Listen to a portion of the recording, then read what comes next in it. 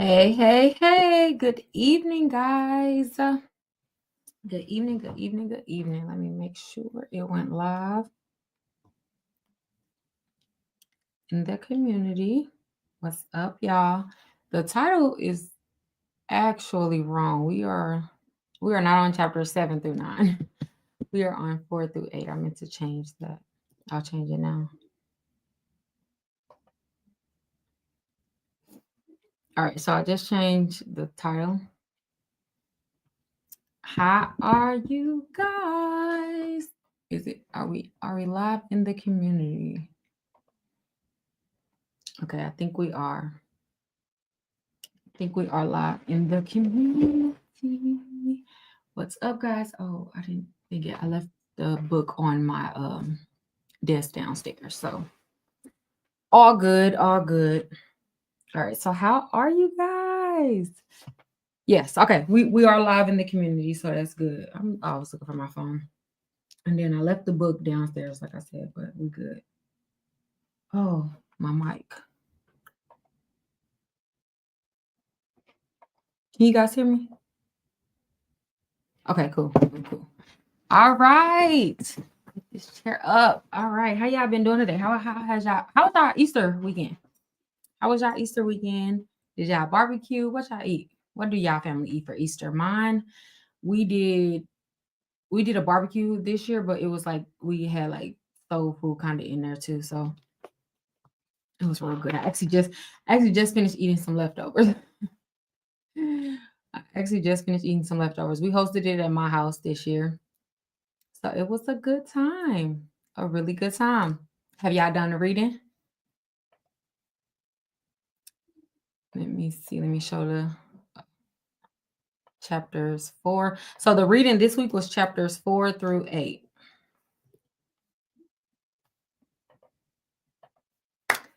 Psychology of Money, chapters 4 through 8. 4 through 8. Okay. And one of these chapters is one of my favorites. So I was excited about this week's reading. I actually just finished the reading yesterday. I finished rereading it yesterday. How are you guys? I'm great. I am rested, refreshed. I've been feeling good. Like I said, we hosted Easter at my house yesterday. We had barbecue and like soul food mixed in. We were all ghetto, but it was really good. I just, like I said, finished some leftovers. My cousin made the best banana pudding that I've ever had, and I'm tough on banana pudding. All right, let me pull up the day's reading. Give me a second.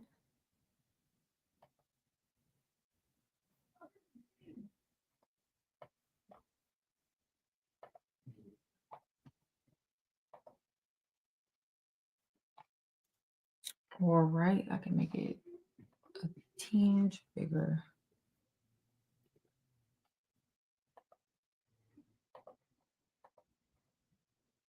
Oops, I did not mean to translate it to Dutch. Okay.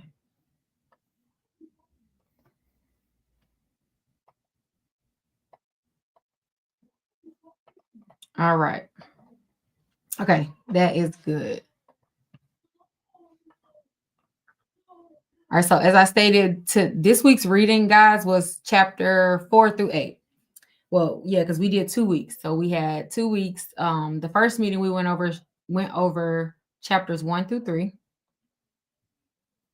I got mine from Amazon, and then I also have the audio book on Audible.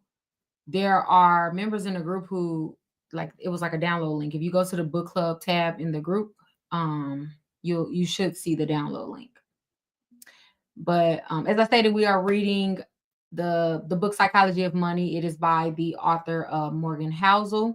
The Psychology of Money is an amazing mindset shift book when it comes to reframing your relationship with money and just how you think of it, how you think of investing, in how you see success, how you see money, what you do with your money.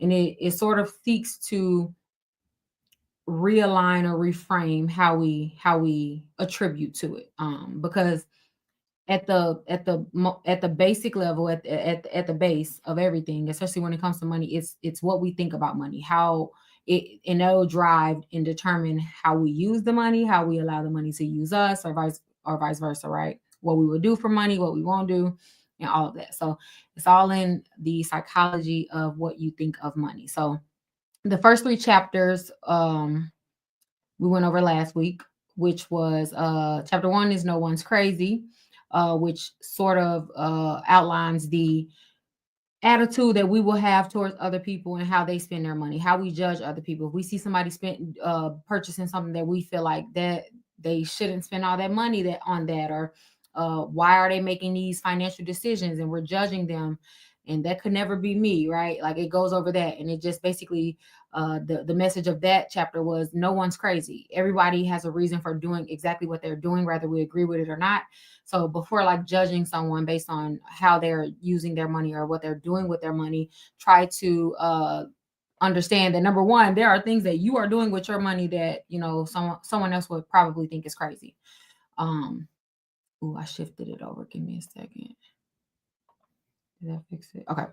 Yeah. So then chapter two was luck and risk, and I like that chapter because it highlights the truth surrounding just like that big break, or when it comes to like getting rich, amassing wealth, right? And it basically, the author basically illustrated how there are certain things that we can predict in life, right? Whether we are investing in the stock market, whether you are investing in a business, you are purchasing something that you believe that you'll have a great return on your investment, right? While those are smart and you can predict life, you know what I'm saying? Like a small part of life comes with a small predictability. However, there are outliers in life that no one can predict. You can put it on a spreadsheet, you can get the most skilled scientists, mathematicians, and you still can't predict life's outliers. And those are the moments where a lot of times people are getting rich, right? Like they'll, for example, if somebody hits the lottery, there's nothing you can do to necessarily plan for that or calculate that. They just ran into the money. Or maybe you invested in a company right before the company went public, or its big break rather. You couldn't plan it. Those are outliers. So it basically is saying like there is a part of luck in a lot of success that we can't plan for and we don't see. Therefore, we should not be so hard on our own selves for the decisions that we've made in the past, nor shall we credit ourselves as much as we do for maybe the big breaks or the perfect moments that we've had in the past where we kind of just got in before something blew, or if we've ever had those moments, right? Like basically not crediting yourself too much for the success, nor being so hard on yourself for the failures. And then chapter three was never enough, which a lot of the next chapters in the book will echo that, but never enough is essentially about exactly how it sounds. What is your enough, right? Like there are a lot of people that will amass a certain level of success, a certain number that they've already always dreamed of, becoming a millionaire, right? However, they get there and it's still not enough. They still find themselves increasing their lifestyle as their pay increases, as their income increases, and they never really get to enjoy having that cushion, having that free money essentially, because they've upgraded their lifestyle. Or on the flip side of it, where people like the greed, sometimes our greed will drive us so far into the dust, right? Until we like literally sacrifice everything that we've made, like because we don't have a enough number. We don't have okay, as soon as I get this, it's enough. I'm going to stop chasing, right? Um, and I love that chapter because that's real. Like, as our income increases, we have a natural human instinct to think that we need to increase our lifestyle, increase our spending. Because you have it now, let me just buy this, buy that, buy that. And it's just like, no, you have to refrain from doing that if you ever truly want to see a difference in your income. And it went over the Madoff case and how his greed literally cost him his entire fortune, and he was rich, like I think billionaire status. Well, maybe hundreds of million, but regardless, he was insanely rich, and he risked it all because he was so greedy. All right, so that leads us to chapter 4, which chapter 4's title is Confounding Compounding. Now I love this chapter because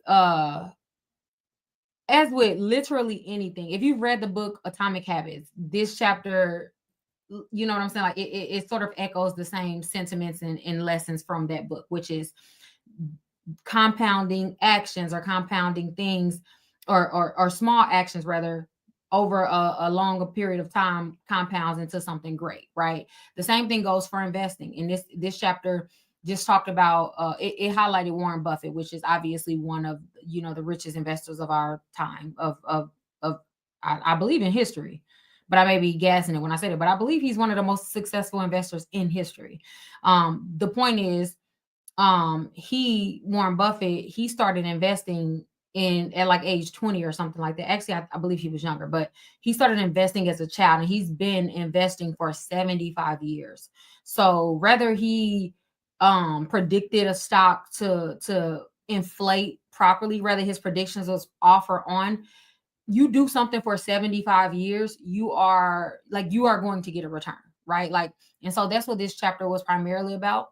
And it blew my mind, as I stated, because I've always understood what compounding meant, right? I love the book Atomic Habits because I feel like it really, really explains the power of compounding effects, right? Whether you're exercising, whether you're building a business, whether you're saving, investing, it doesn't matter. Anything that you do over a consistent period of time will show some fruit, right?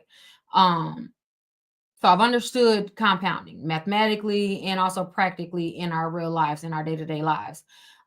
But this chapter really, really, really made it really easy to understand like the power in compounding. And for me, the hardest thing about compounding is you can't see the results immediately. Like there's no instant gratification in compounding. And I know for our generation, we are so used to like microwavable results, or like I do this, I get that. I do this, I get that. I put this in and then I get that out, right? And it's so easy to look for the results in everything that we're doing. It just is, right? But this chapter really made it really was eye opening for me in a great way, because it's had me looking at the things that I'm doing, even like my bad habits, right? Because even bad habits compound. Compounding doesn't just affect the positives in life, like they affect the negatives, the bad habits, the things that you're doing on a day-to-day basis that will compound over time and produce something. You'll get a harvest from whatever you're reaping, good or bad, right? So this chapter made me rethink what I consider small progress. Compounding growth is not only destined, but it's truly wild. And a lot of times we can't see it instantly. And also even looking back in the recent past, it's still hard to see compounding. In inclined in whatever's compounding, right? However, when we look over the course of like a year, like if you invest in stocks, you'll know, if you kind of go on a graph and look at the years timeline, 3 years, 5 years, 3 months, right? You'll see if there's either a steady incline or if the stock has declined, is heading towards a decline. And so we underestimate compounding. I truly feel like we underestimate compounding because as humans, our brains are not wired to think that way. Like we are just not wired to, okay, yeah, in 5 years, if I do 10 push-ups every day, in 5 years, that's X amount of push-ups, or I'll see these changes. It's like that's not motivating enough for us to even hold that thought in our mind, in order to commit to the 10 push-ups or however many push-ups a day. Yeah, so it really helped me appreciate like the tiny wins, especially in credit cards, in finance, and for me specifically in saving and investing. Because those are two things that I primarily investing. I'm not gonna hold you. It's just like because savings, you can actually see it, right? Like you can go to your savings account and you can see like, okay, I have X amount of money in my savings this month, and then next month it's going to be more, right? Like you are able to kind of see the compounding of savings in that regard. However, investing, I had to literally stop looking at my investment account when I first started investing, because I'm like, it's going down. Like, is this a sign? Like, I need to take out my money. Like, this is way too much money to just lose. And that was really hard for me in the beginning when I first started investing. But now, I mean, I after some time, you'll start to see like, okay, we're good. All is good. All is great. Like you wake up to the news and it's like the stock market is down. And then I will like panic at moments like that. But now it doesn't phase me at all because investing is something that like, yeah, unless you're looking like maybe over a year, you're not really going to see. And sometimes a year is even too soon because I only really commit to long-term investing. So it's just like, that can be a mind altering experience, going through it for the first time. Um, so um let me go. Let me see what else. But another thing that I wanted to mention. What first of all, before I mention what stood out to me in this chapter, what stood out to you guys, if anything, for chapter 4, for the confounding and compounding chapter? Ooh, what stood out to you guys? And then you know what I also it's like we'll look back, right? And we'll be like, dang, or for example, if we get results, we could just talk credit, right? If you are repairing your credit or building your credit, or maybe you just started, yeah, let's just say you started building credit, you got your credit card, you paying off your credit card properly. Excuse me, you're paying off your credit card properly. You making sure that you report a low utilization every month, all of that, right? And then you start to see the positive changes on your credit report. You gaining some points, your score is going up, and all of that. You feeling good. You always had that moment where like you look back and be like, dang, why didn't I start this 10 years earlier or 3 years earlier or 5 years earlier, right? Like we always seem to say that because I know a lot of times people will be like, I wish I would have found you X amount of years ago. And I'm like, it's okay. You didn't find me then, you found me now. And it's still enough time to do whatever you want to do. But I also know that that's easier said than done because every time somebody said to me, I truly feel like, okay, no, it's fine. You didn't find me in the past, however you found me now. So like you can make changes going forward. But then I also find myself uh feeling that way about things in my own life. Oh, I wish I would have done this sooner. I wish I would have started investing sooner. I wish I didn't spend so many years keeping all of my money in a savings account or something like that. Oh, let me see. It is a freaking net in here. Yes, it's on Amazon. Allow things to grow in that time, and that take time to have a true impact. Yes, very true. Very true. For me, the hardest thing, I don't know about y'all, but for me, the hardest thing, even I feel like harder than money, harder than like investing, is freaking working out. Cause I be wanting to see, cause like, so not working out, but like when I have a weight loss goal in mind, right? And it's like, oh my goodness, like I'm the type of person I cannot check the scale. I probably like will start checking the scale maybe twice a month. Because if I check it every day and I feel like I've been working hard, I've been, doing all my exercise and I've been eating right, and I see so much as a freaking pound increase, which naturally happens on a weight loss journey, right? I'm just gonna instantly get unmotivated. Like so I've realized that about myself. And too many times I've allowed that excuse to stop my progress, like stop me from continuing on my health journey. So I just said, I'm not even going to check. I stopped checking. I check maybe twice a month. That's only when my trainer checks. But I took the scale out of my bathroom and I've done that it's probably been over a year now. And I've seen the most results this way because of compounding, right? Discipline is definitely hard. Discipline is hard for sure. So a few things that stood out to me with this chapter, outside of what I've already discussed, compounding isn't just for money. Like it works for habits. And I put Atomic Habits because again, that's one of my favorite books. But that book really truly drove it home for me about just the ideal of compounding habits. That book changed every other part of my life. Like that book wasn't necessarily about money or finances, but it changed the way that I do my day-to-day like small habits, like the things that I the unsexy things that I do. You know what I'm saying? Like in terms of my day-to-day, the boring things, right? The mundane things throughout life. That book changed and shifted the way that I thought about that. And so this chapter, like I said, really reminded me of that book for sure. And also, we are terrible at intuitively understanding exponential growth. That man, I remember we was learning, I was in college. I want to say I was in college. Probably, I don't know if I was in high school or college, but I remember I was in school. That's the point. And we were learning about exponential growth and all of that. And first of all, I can't stand math. Anyways, but I can do it. But it's just like, I remember learning about it and on paper, I never really related it to life, right? And so reading about it again with the understanding of life and the experience of life, and also understanding exponential growth mathematically, it was super cool to just like relate those two in my head, because I'm like, yeah, we are intuitively like, there's a blockage, well, in my mind there's almost always a blockage in understanding that when it comes to the things that I want to do outside of numerical, like outside of mathematics. So because of our brains think in straight lines. Like we for the most part will think in a linear fashion. But and we don't think in curves. So exponential growth is really hard to like fathom, I feel like, until we like really hone in and be like, okay, no, this makes sense because X, Y, and Z. Or look, I'm gonna look back in a year and I'm going to appreciate the growth or the progress that I've made, right?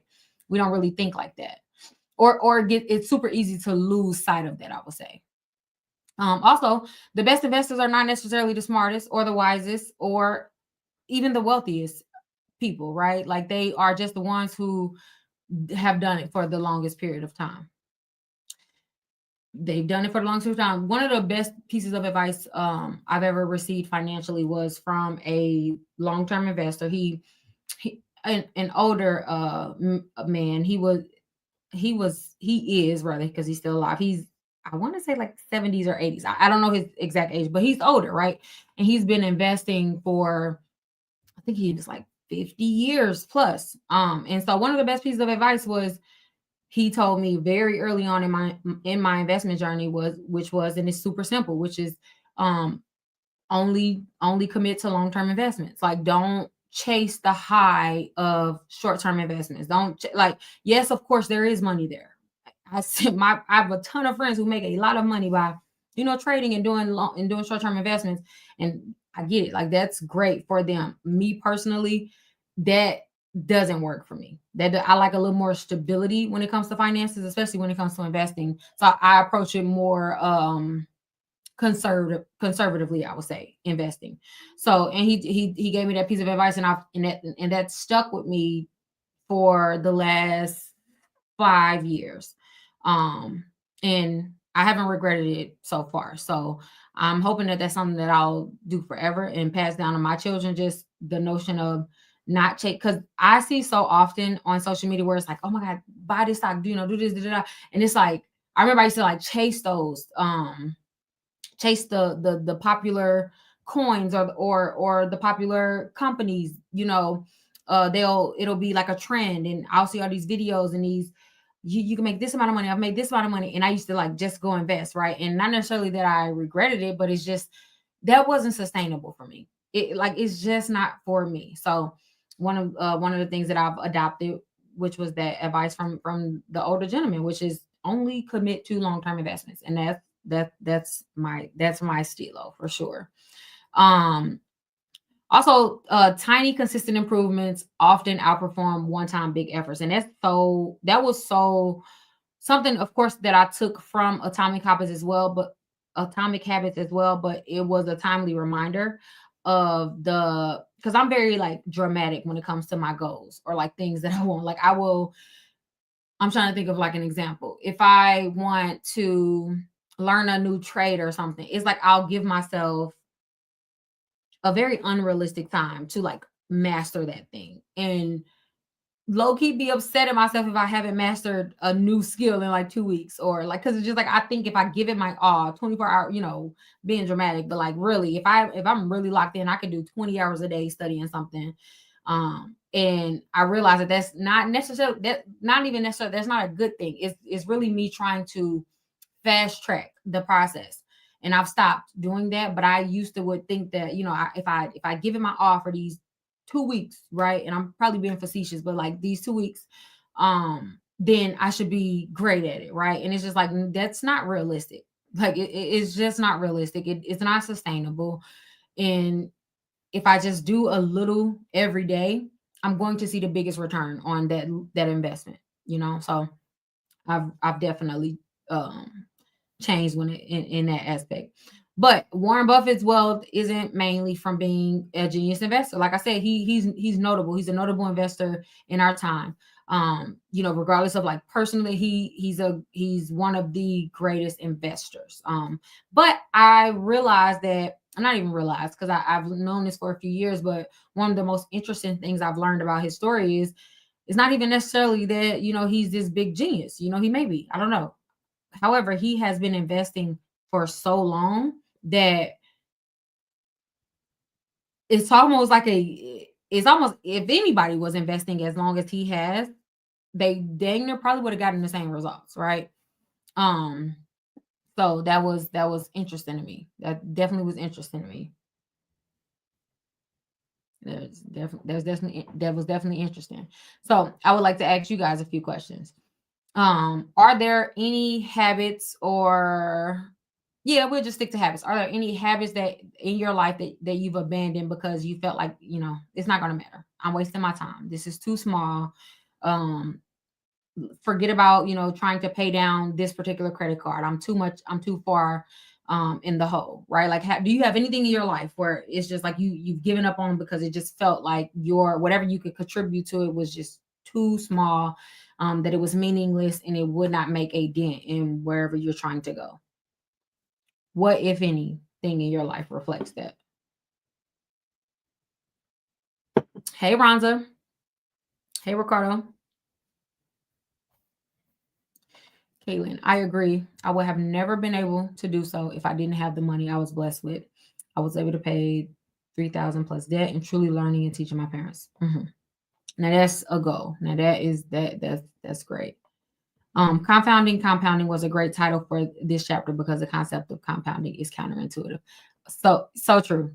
That's good. So true. It really is. It definitely is just counterintuitive to like what we just instinctually would do, or and I don't know why. It's just like, why are we like, why doesn't, because just like when we talk about it, it makes sense, like it truly makes sense. Like, yes, of course, if I do this for years, I'm going to improve, right? Like, I don't know why our brain will automatically flip to, if I don't see a result within this amount of time, then I must not be doing something right.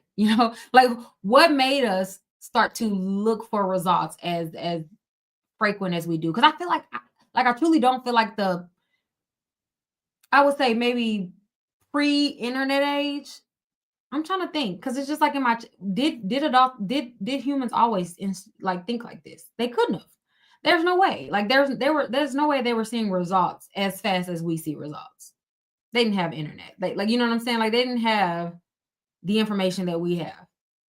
I feel like that is one of the takes of living in the information age. Us being able to see everything. Everything is within a search. Everything is within a search. We don't have to wait. We literally don't have to wait for anything. I haven't given up, but I've gotten discouraged. And that's real. That's real.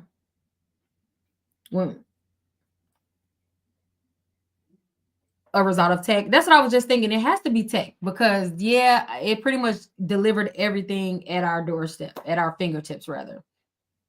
We don't have to, excuse me, we don't have to freaking wait for groceries, like everything. We can get everything. It's actually crazy. Amazon Prime. Since Amazon, I thought about it the other day. I'm like, man, I've had Amazon Prime for a few years, but it has me looking at shipping times in ridiculousness. Like, if I'm not on Amazon and something is like it's gonna take 3 to 7 days, that sounds so long to me. I'm like, do I even want it? Like, I don't want it that bad if I gotta wait 7 days. And it's just like, that's actually crazy. I really I had a moment with myself the other day, like, the fact that 3 to 7 days is a long time. What? But that's because I'm so used to overnight shipping. Sometimes Amazon, I can order the same day and it'll come to me. So it's just like it spoiled me to the point where, yeah, dude, you tell me a couple days shipping, I'm like, oh, I am inconvenienced. Yeah, it's bad, really bad, really bad. So, a financial based question: where in your finances are you underestimating the power of small progress? Like, is that investing? Is it saving? Is it paying off a credit card? Is it building your credit? Is it repairing your credit? Is it learning about credit? It doesn't have to be what I'm naming, but just any part of your finances that you are underestimating, just small progress, small steps anywhere.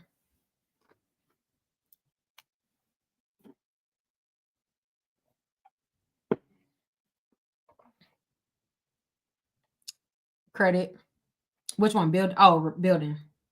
Building, yes, because building is something really building and repairing is something that you can't really rush. But I would say building is probably it probably takes the longest. I'm trying to think. Yeah, building takes the longest because the only thing that helps it is time, literally. Investing, investing, yeah. Listen, I still to this day, I'm not checking my investment account on a regular. Like I just don't do it. Because what's the point?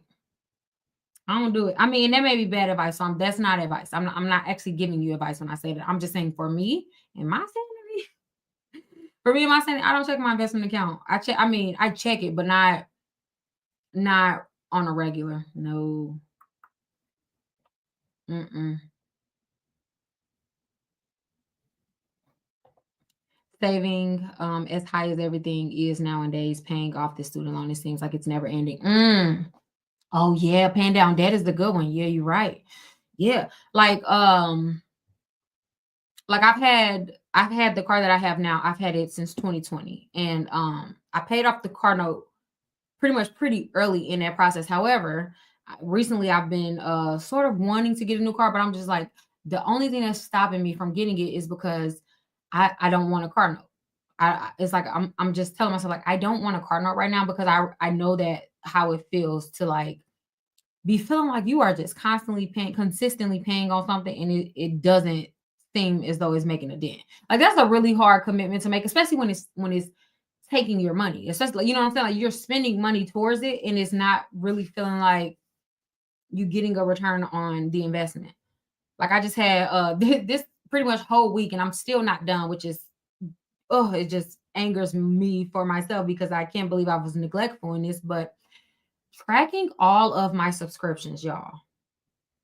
I actually had a moment last week where I was so annoyed at myself, like so angry because it was just like, why do like I had so many, and I'm not even gonna tell you the number because, well, I don't know the final number yet, but I've been trying to, because it's like I would have so many subscriptions and I didn't even have them written down in like a central location.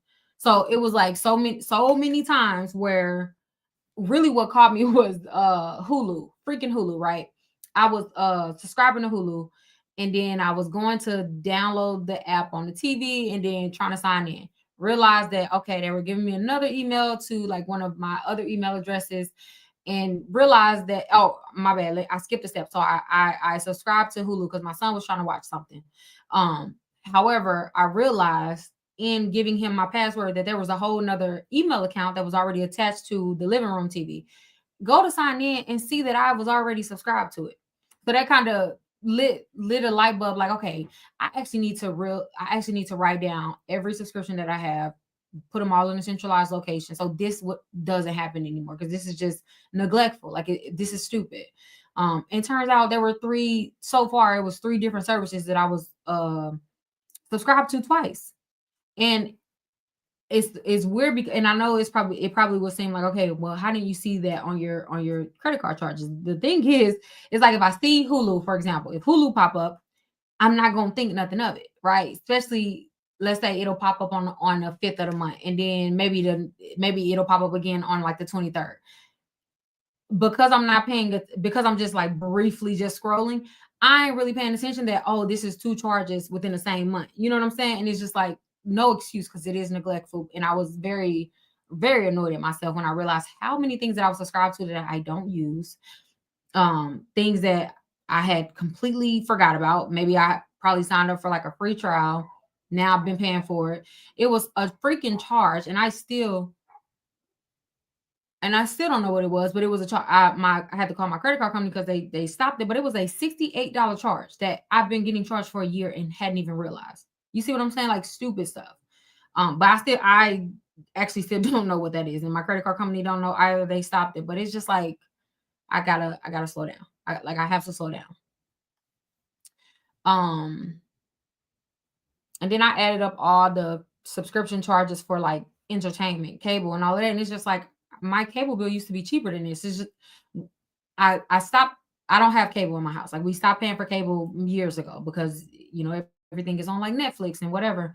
And then it's just like you add up all those services and you are paying a cable bill again. Like it's so ridiculous. I'm like they didn't got us. They have tricked us into this subscription hell. Yes, like they're all on auto pay and I don't pay close enough attention. So I have been canceling so many subscriptions this week and I'm still not done. Still not done because I'm having to go through every single card and bank account and actually look for scrub it for every subscription. And it's just ugh. But anyways, um, so the takeaway for chapter 4 is that I would suggest is to pick one thing to automate, right? And we were just talking about subscription, so this is quite funny. Pick something that that you need. But I would suggest that you automate your savings or your savings, your credit card payments, or your investing. Just $25 a month. Like commit to at least one automation of something that goes toward growing your income for the future. And obviously paying credit cards down is not necessarily growing your income. Well, I guess it is because you're cutting out on interest, right? But specifically, one of the things that I did early on was with savings was automating my savings. Automating my savings. That was something that came in clutch. Do you hear me? Like saved my life at a ton of times, but one particular time where I completely had forgotten about it. It came in clutch when I needed it. Lost the job, realized I had this account that was being automatically deposited into for my savings, and that literally saved me from getting evicted and everything. So I would like I said, I would pick either $25 a month, commit to going automatically into a savings account, or if you have credit card debt, towards your credit, 25 extra towards your credit cards, or 25 extra towards investing, because consistency matters more than the amount. So don't overthink it, don't overdo it either. Consistency matters more, as we learned in this chapter. um Carry and piggybacking off what I just said, set up an automatic transfer of $10 to $20 per week into an investment account. So if you I mean an investment account like a low cost index fund, right? So what I was trying to say is like if you pick, for example, for the first one, $25 a month, I'm going to put into a savings account, right? Do that, and then if you have $10 to $20 extra, which you can either do per week or you can do, per paycheck, or even just $20 a month. Literally, it all will count in some form or fashion. But this is just under what? This is under $50 a month. So if you can just commit to $25 a month into a savings and not touching it, and then commit to the automatic transfer of $10 to $20 per week, or like I said, you could do per check into a low cost index fund account. That will be great. That's a perfect starter if you haven't gotten into investing yet. And we'll talk about more investing after this book, but that's actually where I started. I started automating. I started automating my investments before I ever even invested into the market or anything. When I used to be scared of investments, I kind of got over it by automating transfers. It was at that time mine was probably only like $10, I'm sure.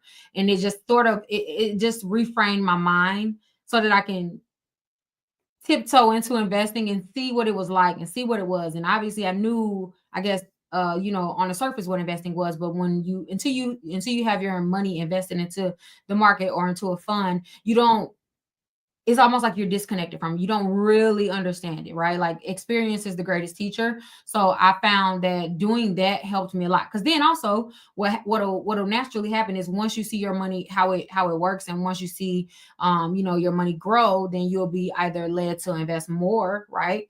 Or the inverse can happen also, is when you see your money drop down and then you're able to see it recover, right? So it gives you a safety blanket to understand, okay, when my money drops in this investment account, then don't panic, don't pull out, right? Like I can see while this is money that I can afford to lose, right? It's not going to make or break my entire freaking life or savings account, right?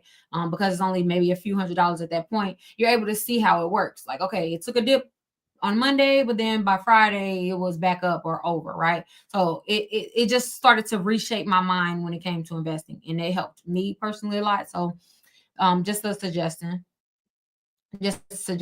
and we pretty much had already mentioned all of these, which is the interesting things, or my notes from this chapter was 99% of Warren Buffett's wealth came after his 50s. I thought that was amazing, because it's just like a lot of, we be feeling like, oh my goodness, I'm 30, it's too late, or I'm 40 and I haven't invested yet, so it's too late. And it's just like, no, 99% of Warren Buffett is one of the richest men in the world. 99% of his wealth came after he turned 50. After he turned 50. His net worth at age 30 was only a fraction of what it is today. And he started investing at 10. Now, I did say 20, but I forgot that back in the day, they didn't have an age limit. So he started investing at 10, right? However, 99% of the wealth that he has today is from after 50. So, also the real magic of compounding is time. It isn't education. It isn't genius. It isn't intellect. It is time. It is time. So anything that you start doing today and you consistently continue to do, you will see a return on your investment. It's literally just how the laws of nature work. And also, one of the things that I found interesting was Housel, the author. He mentioned that, like, if Warren had started investing at 30 instead of 10, so like at a normal age that most people would start investing, and retired at, let's say, 60, which is pretty much like the average, give or take a few years, the average age of retirement, then, and he continued to do it until his 90s, then his net worth would barely, like, he wouldn't even, like, he wouldn't be a billionaire.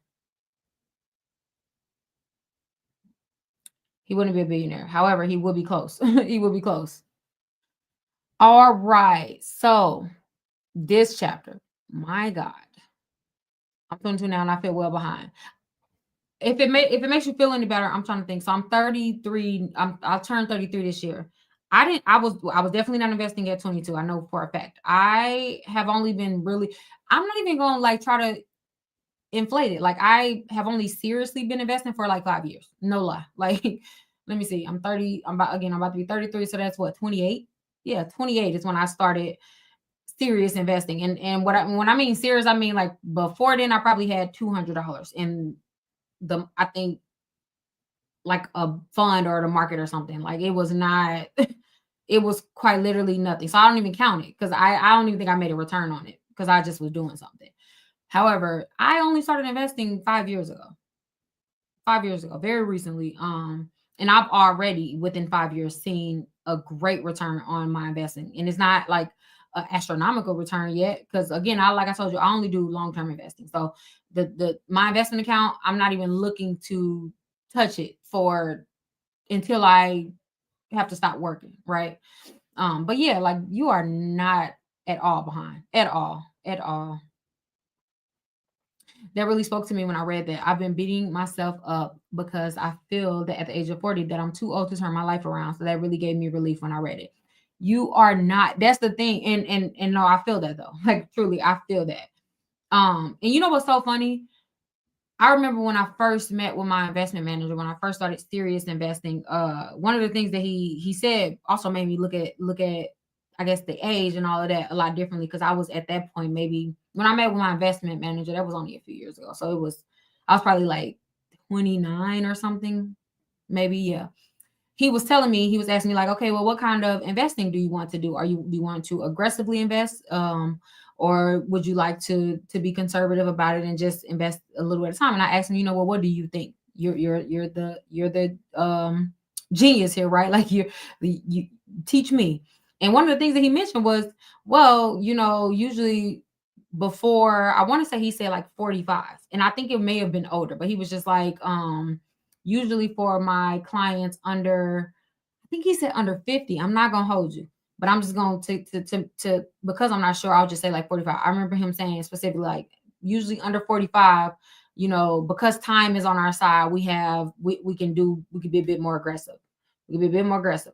He was like, in his clients that are 50, I remember him saying 50. He was like, in my clients that are 50 and older, then we sort of window it down a little bit and start to be a little more conservative with the investments because, they don't have time, right? And so if that makes you feel better, 40 is not like literally at 40, you could still, you could still, you are still considered to have time on your hands when it comes to investing. I was just telling my cousin that at 20s and 30s, we don't always have it all together. And there's nothing wrong with being older than 40 when you finally figure it out at all. At all. Because I don't, 20s, it's like, of course, and you would hope to make great decisions in your 20s, but I could eliminate all of my 20s and start at 30 and I'll still be exactly where I am now because that's how much like I just didn't do anything in my 20s. That was truly me like figuring out life and trying to get a grip on motherhood and things of that nature. And it's just like we be feeling like we are behind. I feel like in our culture at like 30, and we think like, oh my goodness, I'm getting old. And then at 40, we're like, oh, I'm getting old. And it's just like, bro, we are young. We need to quit doing that because we aren't. We really are not. And we don't have to have it all figured out at 20 and nor 30. Like it's just not the reality of life. Oh, you was talking to Ronza. All right, so chapter 5, getting wealthy versus staying wealthy. Getting wealthy versus staying wealthy. Whew, this chapter gave me pause, made me pause. Because no, it's not just about getting money. It is about keeping it. Not about getting money, not about hustling to get money. If you can't keep it, if you don't know how to sustain it and keep it, then what's the point of obtaining it, right? And that takes humility, it takes caution, and it takes patience. And I loved how he drew this picture in this chapter, and especially bringing in that factor of humility, right? Like we know that I feel like it's instinctually I understand that keeping money requires patience and caution, right? But when he brought in that humility piece, oh, I was like, oh, you're right. You're right. Because there is humility that has to do with it. That was for me an interesting lens to view it through. Because I don't know if I thought humility when I or equated humility with the ability to keep your money, but it has a lot to do with it, and I didn't realize it. But anyways, as someone who's seen fast money come and go, personally as well as professionally, this chapter hit a nerve in me in the best way possible. I've always focused on getting money. The getting money part was easy. I do this, I do that, I do this, I do that, I do this, I'm gonna get that, right?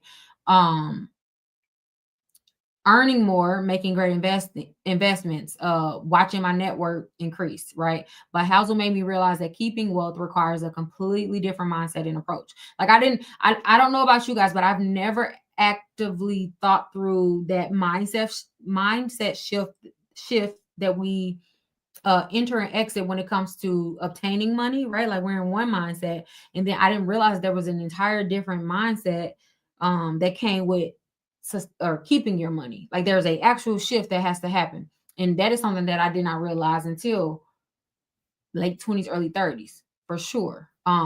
Meaning like it's recently happened. I'm not that far removed from it, right? So this chapter was a gut punch, for me in the best way possible. Anyways, but Housel made me realize that keeping wealth requires a completely different mindset and approach. I've started thinking less about maximizing every return and more about creating a financial life that can weather life's inevitable storms, because they definitely always comes. Now, my highlights for this chapter was getting rich requires taking risks, but staying rich requires avoiding them. Oh, that quote was so good. That quote was so good that I wrote it down on a post-it note and put it on my mirror. Because I love that getting rich, right? Like getting rich requires taking risks. However, keeping and staying rich requires avoiding them, because that's for one, like that's the whole mindset shift. It's just like to make money, you gotta spend money, right? The greater the risk, the greater the reward. We know that, right? We grow up learning that and understanding that. The problem is once we actually get the money, we don't ever actively make that mindset shift of, okay, now I'm not in risk-taking mode anymore. I need to shift to avoiding the risk in order to keep it. And that is the part of the puzzle that I have been missing. That was the part of the puzzle that I have been missing in my finances. And literally, and I can probably credit it to being probably the biggest thing that's changed my ability to now keep the money, right? I remember when I first started making money. Um, it was coming in so fast at that time. I was young, and also I grew up poor, so it was exciting to me. It's never had money before, right? So I was doing a lot of stupid things, and taking risks with money came easy to me because I don't know. It's just like the only way I can explain it is when you're not used to making money, everything, you know what I'm saying? Risk don't really seem like risk. That's just how it was. I don't know. I can't explain it. Maybe it was my age, whatever. But I took a lot of risk, not legally, but just like risk in terms of some of the investments that I was doing early on was just like very, very frivolous, just throwing money here and there, right? We're a lot more risky when we're not really thinking about the future, or we're a lot more risky when we realize that, like, as fast as we're making that money, there's going to be a day where it is not going to be coming in that fast. Like, we think that it's just going to hit like that forever, and we all know, of course, now that's not life. But anyways, that shift that has to happen, where it's just like, okay, now you can't just chase everything. You can't just take the risk that you were taking in the beginning in order to obtain this money. Now your goal and your job is to avoid the risk. Now you got to use your discernment. Like, no, should you, yes, that's a good deal, but do you need it? Right? Yes, you have the money to afford that, but should you get it? Is that a smart decision? Um, oh, this is okay. I was gonna say I was gonna tell this story, but I just realized I did put it down. But anyways, I'll go over there when I get to that. But anyways, so also saving is more important than flashy investments. That one, ugh, that one, I'm still grappling with this one a little bit. I would say only because, like, one of the things that got me into investing was because I was the person that was holding too much money in a savings account, and then it was explained to me how, pretty much like, for my like a better words, but just like how stupid that was, and how um unfruitful it was for me. Like, the bank was benefiting off of it, but I'm not benefiting, right? And so that led me into investing. So the idea, and I still, I guess, hold this in some form or fashion, but not, I don't feel like not as much as the author was demonstrating it, which is, instead of going all in, for example, on investing, still prioritize savings. Now, when I say it like that, that doesn't necessarily sound like it's against what I do, because I do still house, like, my immediate spending in a savings account, and also, I put a couple months worth of living and business expense, personal and business expenses, in the savings account. However, anything outside of that, it is, for me right now, I'm investing it. I don't like to just keep free money, is not free money, but you know what I meant. Like, just like money that isn't assigned to something just in my accounts are willy-nilly anymore like I used to. And that's just because it's just like, okay, I just kind of feel like it's better served in the market. Like, what am I going to do? Spending on Amazon, buy a purse, buy things that isn't going to give me a return on my investing. So for me, and this is like a psychological thing for me, I know, because if I just see that much just sitting, then I'm more likely to spend it. So I'd rather just not see it in my account, not even see it in my savings account, and know it's in the market. It just works for me. But anyways, financial survival means not doing things that might take you out of the game entirely. And also, humility is a major financial asset. Humility is a major financial asset. Oh my goodness. Like, yes, that alone, because especially when we live in such a you see me culture, or look what I have culture, I don't care what nobody say. It quite literally is, not only are you rewarded, you're applauded, but also it I'm trying to see the best way to explain it. I'll just say this. It is very easy to be flashy with wealth in this society, because you're applauded for. Like, quite literally lifts you in terms of socially. So fighting that urge to not uh do what the Joneses do, right? Or to not buy something that makes sense, or that will show your wealth, right, to other people. Um, you have to fight that urge, especially in this environment, especially in this social media age. You just have to, and that takes humility. That requires humility. I remember before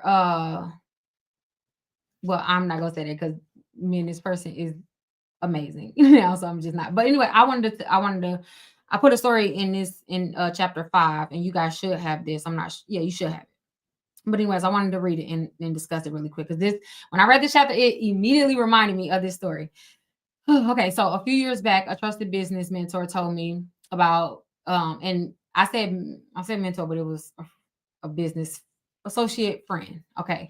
So they told me about this investment opportunity, right?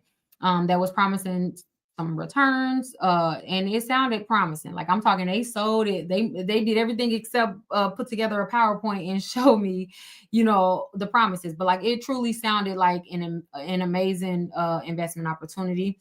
At that point, I was really invested in a lot of index funds, and they were doing as index funds do, which is go slow, go slow, like they're snails. But they're safe, right? And I was just getting into investing, so it was safe enough for me at that moment. But anyways, um, when this business associate was telling me about this investment opportunity, um, we also talked about it in a group amongst other business associates or whatever, other notable and trusted business associates. And they were all in, right? Like, they were all in. They off not even were they excited about it, but they actually like put the money up. Like, they were doing it. Some people that you guys would even know too. And so anyways, I was so tempted to move a significant chunk of my portfolio into it. Like, so, like, I kid you not, maybe 4 people that I know personally took a large portion of their portfolio and put it into this amazing opportunity or whatever, right?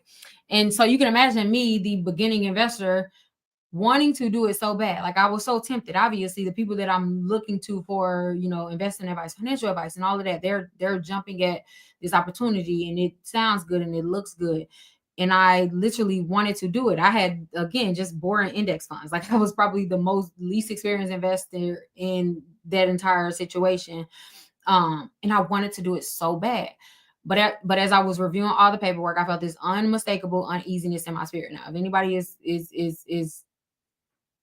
if you have a relationship with the Lord and the Holy Spirit, you know the feeling that I'm referring to. Just that uneasiness in your spirit every time you like think about it or look into it or whatever. So I just couldn't shake it. Like, it just was there, right? Couldn't explain it, whatever. That gentle warning nudge that I've come to recognize as the Holy Spirit's guidance. So on paper, everything looks solid. Like, I'm talking, even when I showed it to my accountant at the time, she was like, it makes sense. It's not, and it isn't that crazy of an investment for you. Like, so basically she was saying, like, okay, even if, let's say, you lose your investment, it wouldn't change your like life, right? Like, it wouldn't make or break your life. So she was also encouraging it. But again, I just had that uneasiness in my spirit. The numbers made sense, my accountant said it made sense, and I deeply respected everybody who were investing in this. Like, I respected them, I revered them, and I often took investment advice from them. So I literally had no reason to not invest in this. No tangible reason to not invest in this.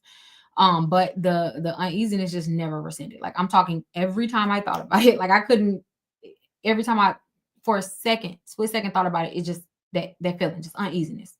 Anytime I looked into it, anytime I had a conversation about it, it was that burden, that feeling, just uneasiness in my spirit. Couldn't explain. This is not something, especially because at that point I didn't have the language to explain it, to people. And so that's something that you can't explain most of the time. So anyways, I wrestled with this for days. It was actually, I want to say like 2 weeks, but anyways, I wrestled with this for days. And then I thought, is this just fear holding me back? Because again, I was new to investing. Is this just fear holding me back from a blessing? Like, am I allowing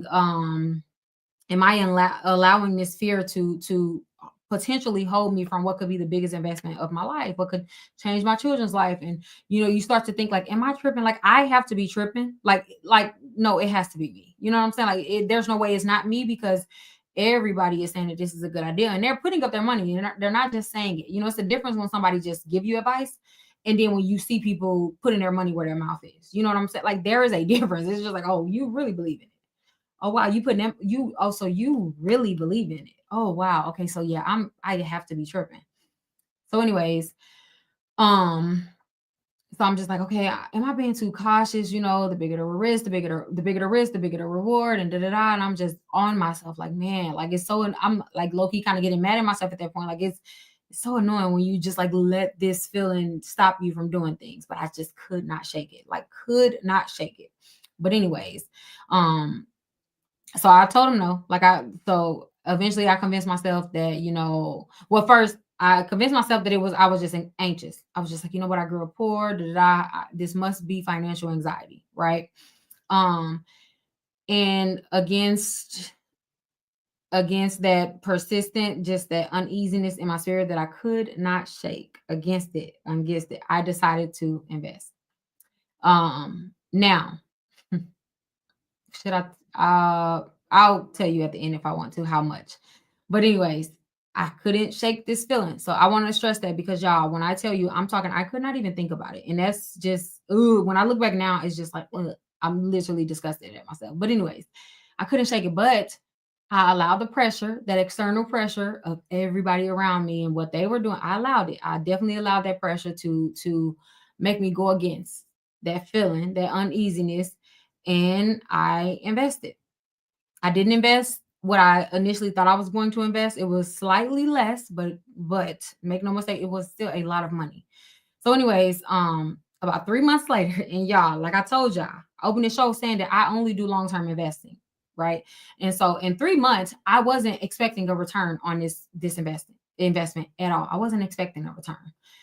So you can imagine, you can imagine my feelings and my thoughts or whatever when 3 months later this entire thing fell apart. And I'm talking about, and without revealing literally what this would be, because you can literally Google it, because it was like a big collapse. But anyways, this entire thing, I'll just say, fell apart in a way that was just like irreparable. Like it was a shock to everyone involved. Like the way that it fell apart was something that we couldn't have planned for, was something that we couldn't have wouldn't have even been a real caution in anyone's mind, because it was quite literally out of nowhere. But anyways, about 3 months later, the whole thing fell apart due to mismanagement, and that's putting it lightly. That no one could have foreseen from the outside. My friends and I, the ones who we all invested in, and by the way, they had way more money than me. Let me also make that part clear. They had more money than me. So, this collapse, maybe it didn't hit them as much as it hit me, but it hit me. It hit me. But anyways, about 3 months later, it collapsed due to mismanagement. And then uh some of the friends that I was referring to, they had more money than me, but they also invested more than me. Um, but we were all hit bad. This was 3 months into. I meant to say this, if this is already isn't clear. This was supposed to be a 10-year investment, right? So I'm gonna say that a 10-year investment. Before they said around 7 years we would have seen whatever. I don't want to go into too much details, but it was supposed to be a 10-year investment. So in 3 months, you could imagine. I don't know. Yo, let me just stick to this story because I want to say it so bad. But anyways, this experience taught me two powerful lessons. Like I said, we were devastated financially from this. Well, I was devastated financially from this. But that quiet voice that I had ignored turned out to be the warning that I should have listened to. I shouldn't have allowed that external pressure to. I shouldn't have been paying attention or worried about what they were doing, and I should have just stuck to and listened to that voice. Like literally should have just listened to the Holy Spirit for sure. But anyways, this experience taught me two powerful lessons. One, boring sustainability often beats exciting risky returns. Like that was that one experience that made my golden rule on the long-term investments. The more exciting, I'm done. I don't want it. I want the boring investments. But anyways, but more importantly, when the Holy Spirit sends those warning signals, even though they don't make logical sense, like there was no way to logically explain what I was feeling or logically explain why I did not want to invest in it, right? And so because I allowed intellect or logic to supersede this, what my spirit was telling me, then now look, right? Like look where that got me. Look what that cost me. But anyways, when the Holy Spirit sends those warning signals, even when they don't make logical sense, even when I can't explain it, even when I don't even understand what the Holy Spirit is telling me, that uneasiness, that absence of peace is enough. I'm going to listen. And I have listened since then. But it took me a while to recover from that loss, like a while. Like it took me a while to recover from ignoring that guidance, but I remain deeply grateful for the lesson. Definitely made me more tuned into that, because now when I feel that, oh, I don't care if freaking Warren Buffett himself was telling me to invest in something. There is quite literally nothing anymore that could get me to go against that. And so I feel like I did need that experience in order for me to be more, aligned and attuned with what my body is telling me, what my spirit is telling me. So it's just like, okay, I on one accord trying to get a positive out of it. It definitely made me start to be able to put words to that feeling and also understand what it is. It's a no. Like it's a no, girl. And listen to it. Like I don't care how good something looks. You ain't gonna get me to go against it no more. So this was like one of, I would say, probably in my adult life, the biggest, well, the most costly lesson that I've had to learn. And yo, that freaking, that freaking blow financially, it took me back like years. Like it took me back years. So that when I was reading that chapter, it just instantly brought that to my mind. Like, because the author had touched on just, like not chasing the flashy things, not chase sometimes, and he also made it a point to say, like, sometimes things will seem right on paper or seem right to other people, but like there is an inner voice inside of us that could tell us no, or could, cause us to not lean towards or into certain things, and we should listen to that. So my inner voice is the Holy Spirit, so for me, I know now, if that unease, I just say absence of peace. Like when I don't have peace about something, I'm like, oh yeah, it's not for me. It's just not for me, because I lost a lot of money. I cannot begin to explain. I remember that year I couldn't even pay my taxes. I couldn't even pay my tax. Like it was a lot. It true. Like I was paying for that for a while. That one mistake. And I was this close to saying no. I remember I had typed up the email about to say no. And then I want to say like maybe they called or something happened. But I remember I was like typing up the email. And like they called and they had gave me a new update. And I was just like, you know what? I'll just go ahead and do it. Just dumb. Just freaking girl. The least exciting I should be looking at. Yeah.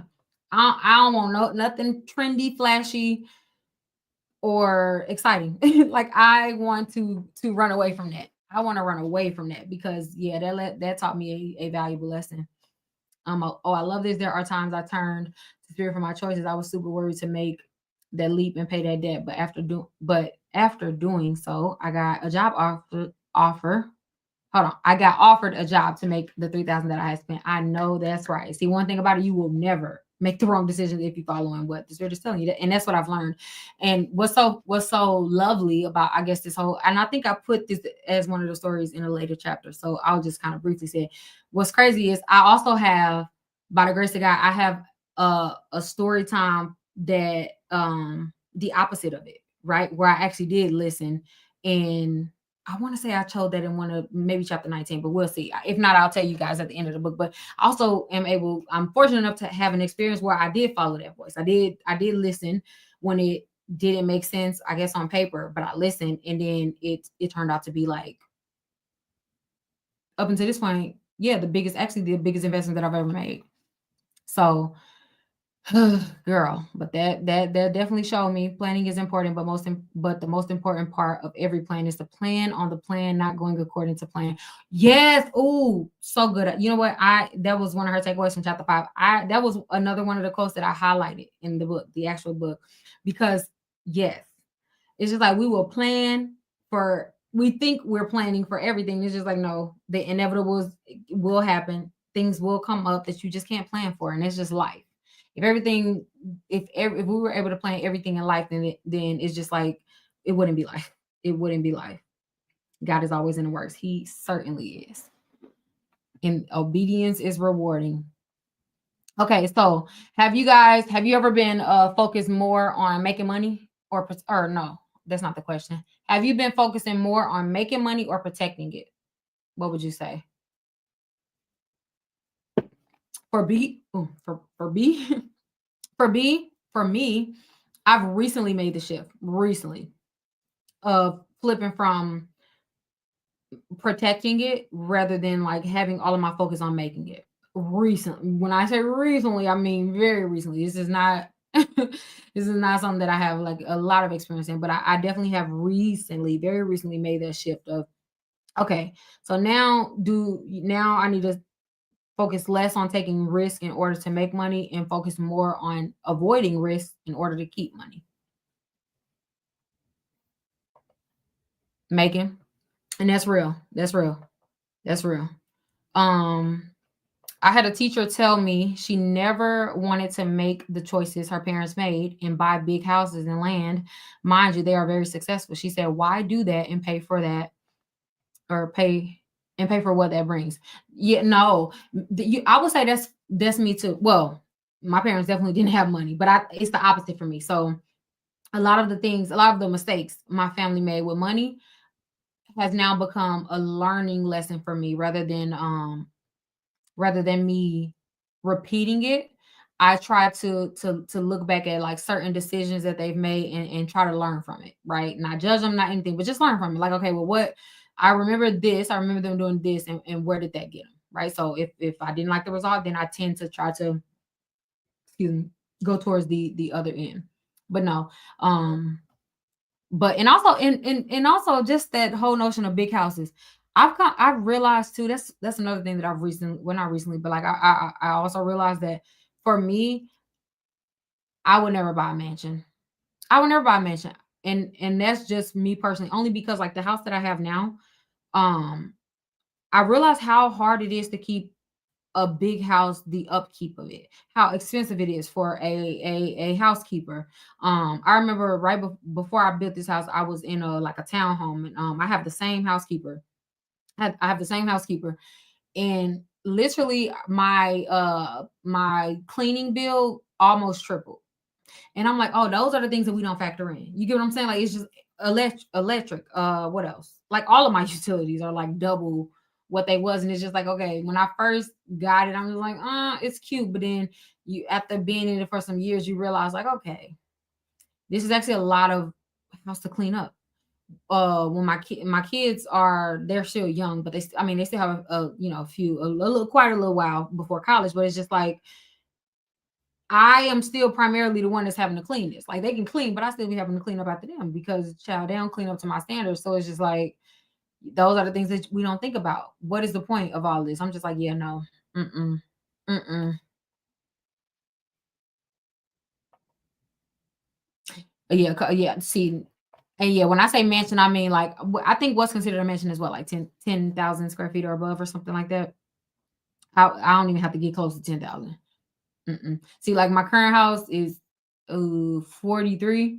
Uh, my next house, I think it's going to be smaller, like truly, because I have two children. Like it's just like we don't need five bedrooms. Like like you, it's like those things look good and sound good on paper, and it's just like, bro, when you get it, it's just like, what is the point? Now everybody think they could just come over. No, I'm just like, oh, yeah, my electric bill is not a couple thousand a month, but I mean, it certainly is not. It's never less than 300, and I think that's excessive because our last townhouse was like my electric bill used to be maybe like 150 or something, 100 or something like that.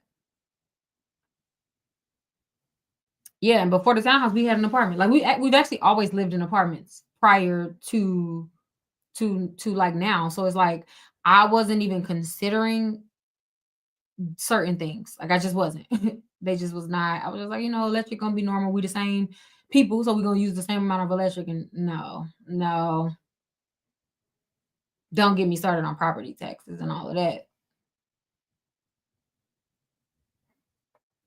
I swear I just got a 4 bedroom, 3 bath. It's just me and my daughter. Just why, girl. I asked myself that too. Like it's just why? Because and actually technically, so it's like 5 bedrooms. Then it's like an office, but that's as big as a room. So it's why do we need all? We don't. We don't need all of this. We don't. All it does is it just makes for collects more freaking junk. You should see the freaking loft or the toy room. Child, it's just too much. Like it's too much. I've been actually decluttering and getting mad at myself again because it's just like, bro, it was a lot easier. Decluttering was a lot easier when it was just like we all had our room, our one room. And yeah, I will always advocate for my own bathroom. That's like one thing I feel like I don't know if I can compromise on if I had to, of course. But I'm just saying, like, that's one thing. Okay, yeah, I'm gonna need my own bathroom. Uh, Actually, my kids don't need their own bathroom, but if they can have their own bathroom, that would be great. Other than that, I don't too much need anything else at all. Your electricity is $78. Oh my girl, my electricity last month, no lie, it was like 397. It was dang near $400. I about threw up. I about threw up. Cause why? My kids are 11 and 8, so I actually can't imagine. My cousin just had newborns, and I love them while they're here, where I can babysit them. But I'm like, man, having to be a full time newborn mom is different from they so cute and care. Girl, she had twins, so it's just perfect. I'm a newborn auntie right now, and yes, I said cousin, but like it's like my sister, so they're my nephews. So, anyways, but anyway, so easy takeaway from this chapter is to build a buffer fund. So just a small emergency stash that stays untouched, like that you do not touch for at least six. Try to see if you can not touch your savings that you are investing your $25 into automatically a month. See if you cannot touch it for 6 months. So that's a small, that's homework or challenge. It's a small challenge. All right, chapter 6 tells you when. Now, chapter 6 was such an eye opener for me, because I used to get so frustrated when some of my investments didn't perform well, like talking, panicking. Let me pull out my money because they not finna play with my money. Feeling perform well, feeling like I made mistakes or chosen poorly. That led me to hiring an investment manager who freaking took 10% of everything that I made, and I didn't realize that everything that my portfolio made, just to literally do much or nothing. So don't waste your money. Anyways, it helped me understand that this uneven performance is not only normal, it actually is how success works in investing. And honestly, in most areas in life. So the idea that a tiny handful of outlier successes drives most returns completely changed how I view my own investment strategy. So instead of trying to avoid all the losses, trying to avoid any pitfalls inside of my investment portfolio, I've become more comfortable with my portfolio going up and down. Like I understand now that yes, they will take a hit, but it will recover, right? So I don't get caught up or get worked up rather when it comes to those when the market drops. I used to be so tied to like, oh my god, the market drops, so that means I lost this amount of money, and it's just like, no, you didn't. Just as long as you don't sell them, you didn't lose. Just stay there, stay put. Don't move your money. If anything, invest more when it's down, and then just allow it to recover because it will always recover. So I've become way more comfortable with that. And as long as I'm positioned to catch those few extraordinary winners, like of course there'll be moments where maybe you will have the position or you will be positioned to benefit from those wins. Like, well, I ain't gonna name that stock. It'll make all the difference, right? So, anyways, as long as I stay in the game long enough to catch those tail events that really matter, long, long, long. Again, I personally, I only do long-term investments, but that's not to say that that's the only type of investment, because I know plenty of people who definitely like trading. Out trading, it's just too volatile for me.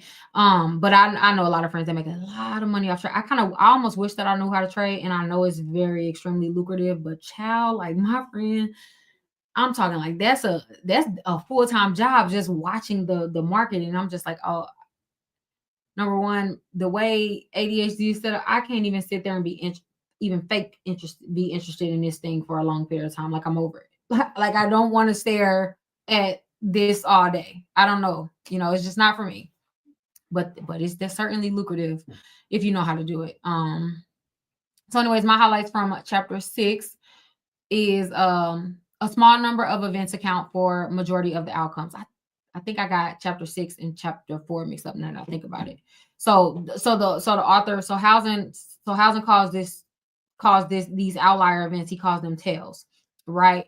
And so basically what that means is like there are extraordinary circumstances or endeavors that'll happen in life or like in investments, right? That, like I said, you couldn't necessarily plan for or you didn't really account for. However, if you're positioned at the right moment and at the right time, you can benefit from these like big wins, right? And what happens is when these big wins happen, they'll supersede all of the small losses that you may have taken in a certain stock. Um, so I think I mentioned this because I had got it mixed up with chapter 4. But anyways, so he calls this tails, the power of tails. So trying and failing is a part of finding the winning strategy. So he also, one of the things that I found interesting was he also stated the fact that like there is no such thing as winning if you don't know what losing is, which is obvious, right? Like it sounds super obvious, but it's also something that I feel like we don't account for, especially when we're thinking about our own mistakes and oh, I messed up when I did this or I made the wrong choice. And it's just like, and then we kind of get super hard on ourselves, but that is all a part of strategy. You have to know what it means to lose in order to win, right? Like you have to, there's always two sides to a coin. There's no way to only stay on one side. You can't always only be on the winning side of things of life. It's not how life works. And so that allowed me to take pressure off my past mistakes, namely the one that we just discussed, which I joke about. But I mean, I am over that mistake now. But in a moment, like there was nothing that you could have told me at the moment that would have made it feel better. But looking back, I mean, I'm certainly over it now and I understand it. And I've also gained things from that experience. It may not be money, but I gained life lessons from it. So all is well in my eyes. So trying to avoid all losses can actually hurt you by causing you to miss occasional massive winners. So that's true. I feel like, especially when you grow up with a poverty mindset, grow up in poverty, and then also like grow up with that poverty mindset after you start to make money. A lot of times, a lot of things we do is cautious. Like we're cautious to a lot of things to the point where we'll miss out on setting up for our future. Like how I stated that, prior to investing, I was so scared to invest because I did not want to lose money. And I don't care if it was $1. That was too much to lose, right? Because I know what it's like to be broke. So I didn't want to go back there. So it's like I was way too cautious to invest. But and saving was safer because I can see it. I can log in my bank account, I can see it, I can transfer it, I can touch it. With investing, it sort of feels like there's no connection between you and the money, which is now I understand. Shut up, Kobe. Now I understand that to be a good thing because I used to be way too connected to any money that I made. It was like every dollar that entered my bank account, it was mine. I felt connected to it. So letting it go and releasing it was super hard for me. Way too hard. Way harder than it should have ever been. But because I was so connected to it, investing felt too distant for me. If I couldn't reach in and touch it that day and get my money back that day, it felt too distant for me. Right. So that's like that I realize now that that's a psychological thing that I needed to work through. And now that I understand that more, I can care less. Not in the sense that I want to lose all my money or I don't care about it. No, but meaning that I'm way more willing to invest now, way more willing to let it go and release the money because I now understand that holding on to money doesn't benefit me at all, actually. Like it actually doesn't benefit me, my portfolio, or even my income at all. Holding on, like not allowing it to flow, puts up a blocker for me even making it. So yeah. So not being too cautious is actually a bad thing as well. It's all about kind of finding a balance, being too cautious without being overly risky to the point where you're risking your money on making dumb decisions. And then the other hand of it, or the other side of it, is being too cautious to the point where scared money don't make no money. You're not releasing it and you're holding on to every single dollar and then it's just there. Like, yeah, no, that's not good either. So it's like finding that middle ground. Persistence is more important than perfection. So something that echoes like that the last chapter, just persistent, being consistent and persistent with saving and with investing, and you'll see a return. You definitely will see a return. And also you don't always have to get it right. So take that pressure off of you. You don't have to start at the right time. There's no right time to start. Just start. And also when you make mistakes and when you take losses, because they will come, don't be so tied to that situation. Just take your L and move on, literally, because you'll rebound. You'll rebound as long as you move on. But if you kind of stay stuck in that moment and stuck in a mistake, then it's liable to just repeat itself. Learn from it and just move on, literally. Um, so like I learned, but anyways, last January, I was reviewing my investment portfolio, feeling pretty disappointed about several stock picks that hadn't performed well. I was seriously considering scrapping my entire approach. Then I noticed something surprising. So despite the few failures that really sort of, took my attention, or that I was focusing on, a few stocks that I was focusing on that were failing, I started to look at my portfolio in an overall lens. So basically what happened is my investment portfolio, my bank, they'll send me every month they'll send me my portfolio, like, what is it doing? And so one of January, I looked at the monthly investment portfolio, basically, right? And so when I was just looking at it for the month, it was looking like, oh my goodness. And like I told you guys, I don't check my investment every month. Like, I don't do it. I when the envelopes come, or even when they come in my email, I just put it up or whatever. I don't study it. But however, it was January. I'm like, it's the beginning of the month. I mean, it's the beginning of the year. Let me just be aware of where I'm standing. So I remember looking at it and I was just like, oh my goodness, like, this is bad. Mind you, I had just kind of fired my investment manager. So you can imagine, like, that was also in my head, because I'm just like, oh my goodness, did I make a mistake? Like, these are terrible choices and they're all failing. And it's all doom and gloom in my head, because I'm feeling like I made the wrong decision. However, because I realized that I was only looking at the month's view. So I logged online, and where, obviously you can kind of toggle around and play around with, look at the last year, look at the last whatever. And so when I looked at the last, I think maybe 2 years or whatever, it said that I had a 300+% increase. So then I realized that, okay, I'm able to see the bigger picture, the fuller picture, and seeing that, no, if I micro focus on just this 1 month's profits, or lack thereof, right? Performance rather, then I'm going to miss that overall within the last year and a half or 2 years. It's my portfolio has increased drastically overall. So that just helped me realize that, as the author stated, that it's not those down moments or even up moments. Sometimes it's often the outliers, and also the overall compounding strategy of doing something consistently that'll yield to the greatest return. And yeah.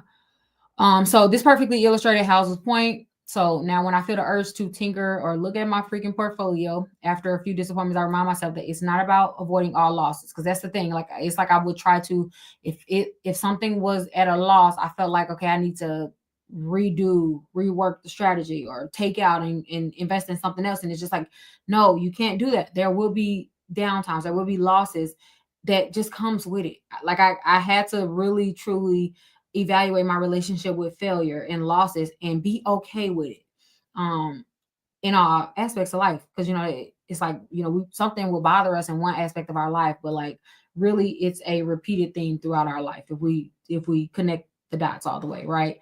And so at the core of it was my relationship with failure needed work on. There was a relationship that I had to failure that was unhealthy, right? To the point where I tried to avoid it at all costs, which was not allowing me to even live a full life, in order to even appreciate, the wins, right? Or even the failures, right? Because there's appreciation in failure as well. So yeah, said all that to say, the author was right. He was right. Stop trying to avoid all disappointments. It's not going to ever happen. We're always going to be disappointed in some form or fashion, with everything, with every person, and with everything. So instead of trying to avoid the disappointments, realize that, when you look at the overall picture, it's often a lot more beautiful than that micro portion of whatever you're looking at, or behavior in a person. Um, it's just a small portion of who they are, or what they're doing, or what you're doing, right? And so yeah. I just think it's sometimes we don't kind of look at the full picture of things. We will hyper focus on one specific thing, and it's usually like the bad things. Like this whole notion of I forgot who stated this, but it's just like an influencer, they'll see thousands of comments, right? Hundreds of positive comments, and then maybe there's like two negative comments that will stand out to them. It's just because like our brain is like wired to hyper focus on the negativity when all it's surrounded by all this positivity, but we're gonna look at that one negative comment, and we're gonna allow that one comment to bother us, right? And so that's just like the same as that. We will hyper focus on the negative and not really appreciate the positive. So yeah. So question for this chapter: how comfortable are you with the idea that some of your financial decisions and investments won't work out as hoped? How comfortable are you in general with the idea of failing at something? Does the thought of failure, does that bother you? Does that bother you? Does it keep you from do you feel like if you knew that you had a 50% chance at succeeding at something, it doesn't just have to be money, but succeeding at something, and then a 50% chance of failing at it, is that does the chance or the what word am I looking for? Does the chance of success have to be greater than the chance of failure for you in order for you to do a thing? I have a sticky note that says it is okay to invest in myself and in my future. And that's real. And that is true. It certainly is. I hate distant relationships, but I invest and let it sit more. Yeah. Because look, that distant that distant relationship with money, for me, it was a lot hard. I'm just like, if I'm distant from a person, I can call them, we can FaceTime.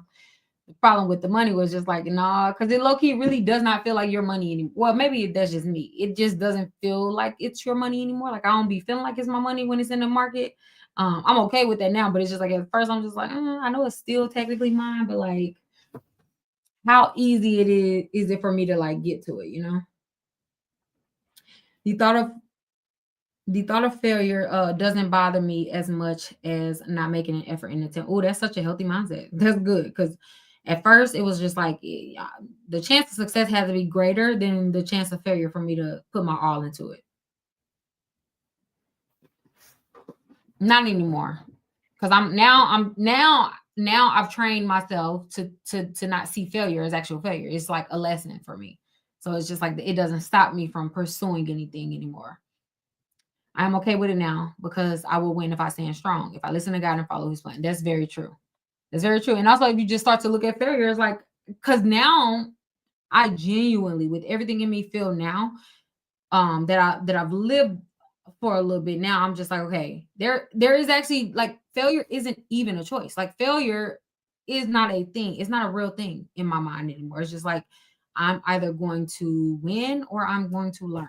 And neither option is a failure in my mind. So I don't even allow myself to think about failure as a state of emotion. It's just like, no, I did not fail at that. I learned. Like I learned from it. But I ain't fail. It's not, you're not gonna get me to say I'm going to fail. Like, no, I'm either gonna learn or I'm gonna win. That's it. That's it. Oh, I've recently refrained my viewpoint of winning, so failure doesn't bother me as much as trying and seeing. Oh, so same, because you really got to, because it's just like failure seems so harsh when we say it. And what is actual failure? To me, failure for me would be giving up. Like that's the only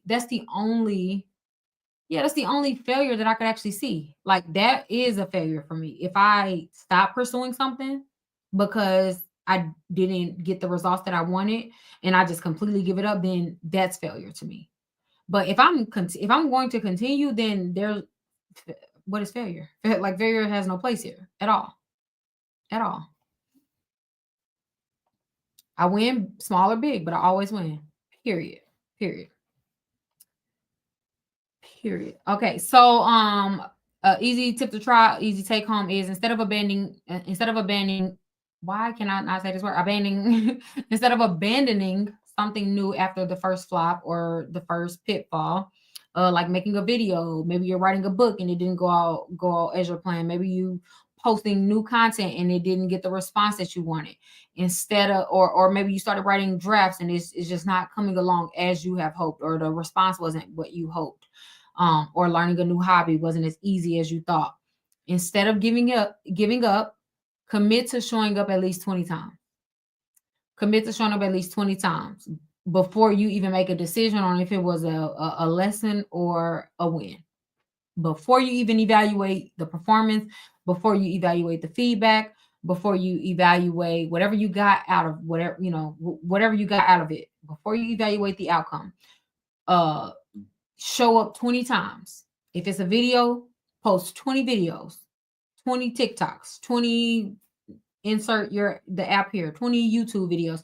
Post it 20 times before you evaluate the progress or the outcome of that. Because sometimes we will give up so prematurely when we don't even allow breakthrough to happen anymore. We will give up way too easy, just because we didn't get the response that we wanted initially. And it's just like, delayed gratification is the best. When we can train our mind and our body to continue to work towards something without getting that instant gratification, then that delayed gratification will pay off. Like, it really will. It really will. So commit to doing it at least 20 times before you give up. Most people quit before the win has a chance to even show up. Like, most people just will quit. So if you commit to doing something at full skill, with full energy, with full intention, 20 times, like if it's a video, I'm talking commit to 20 times, meaning commit to every part of the process, shooting it, editing, or it doesn't matter if it's just a casual video. I'm just saying, like, give your all to it at least 20 times. The captions, all of that, right? Before you even make a decision on if you're going to change the way you're doing something, if you're going to implement more advice. A lot of times we have to start giving things time to work out before we just throw it away as being a bad idea. Oh, well, this content style didn't work for me. It's just like, you didn't really give it a chance to work for you because you maybe posted 3 videos or 5 videos, right? Like, you didn't really give it a chance because you changing up your flow every single time. So you actually don't know what worked or what would have worked, right? So commit to showing up at full capacity at least 20 times before you make a decision or change something. Or 2, when an investment, whether that's your time or your money, doesn't perform as expected, instead of just feeling bad about it, write down what you learned from it. So that's something that I do. If something was, if something, if I was dissatisfied by something in life, this doesn't have to be money, just money, it's anything. If something didn't meet my internal standards that I've set, instead of feeling bad about it, or whether that's feeling shame on myself or mad at someone else, right? I would just write down what I learned from it.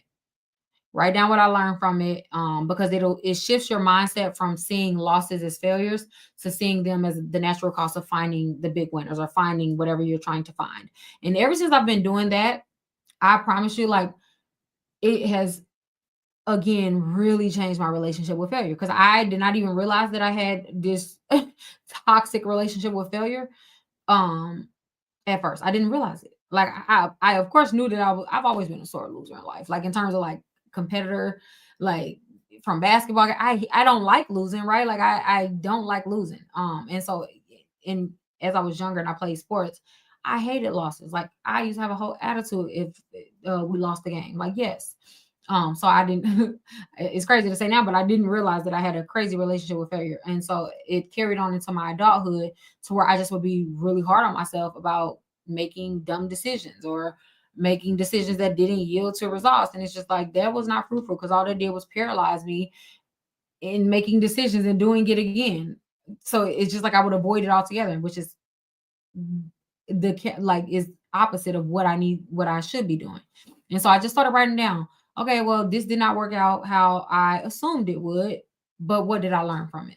And oftentimes I realized that, oh, okay, so that wasn't a failure.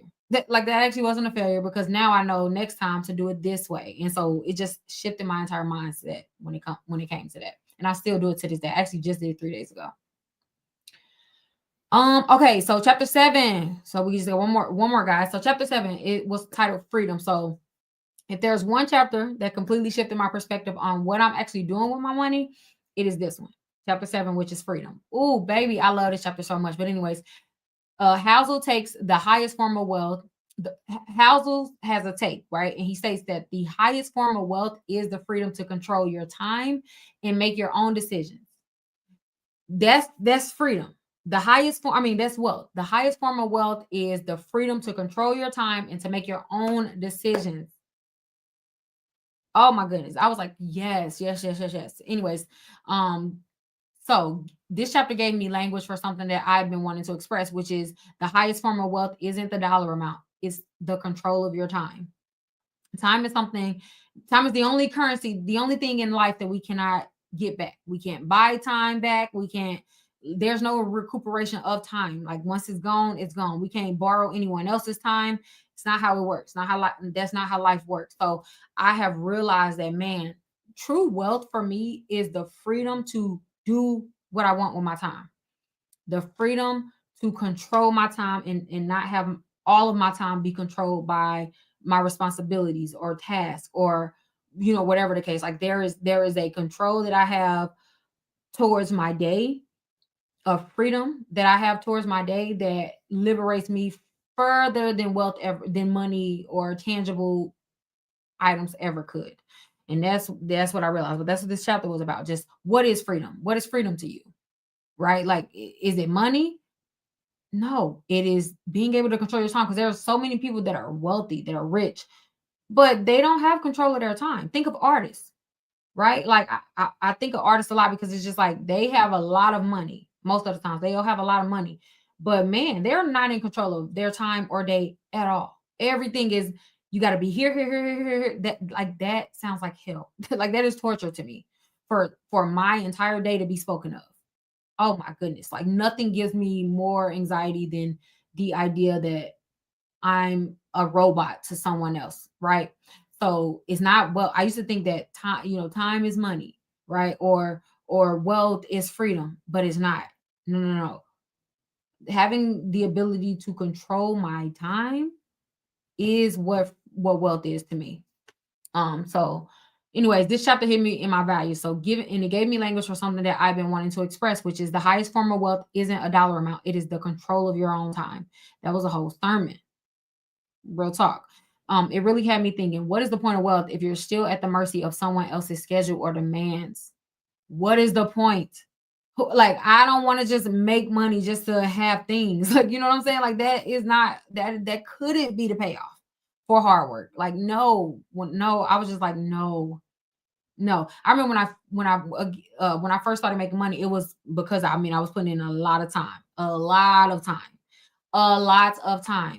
And then I thought that was the goal. So it was just like, okay, let me just do this. All work, all hustle, no sleep, da da da da da. And it's just like, bro, I got to a point where I'm burnt out. I'm burnt out and I don't want any of it anymore. Now, like I don't have any time to spend with my kids. I don't have any time. Like it feels to me mentally, that feels like prison to me. And I've realized that. And my God, like when I actually made that shift in my real life to like, no, money is money. Your time can't be bought by money. Like, no, I don't care how much it's worth.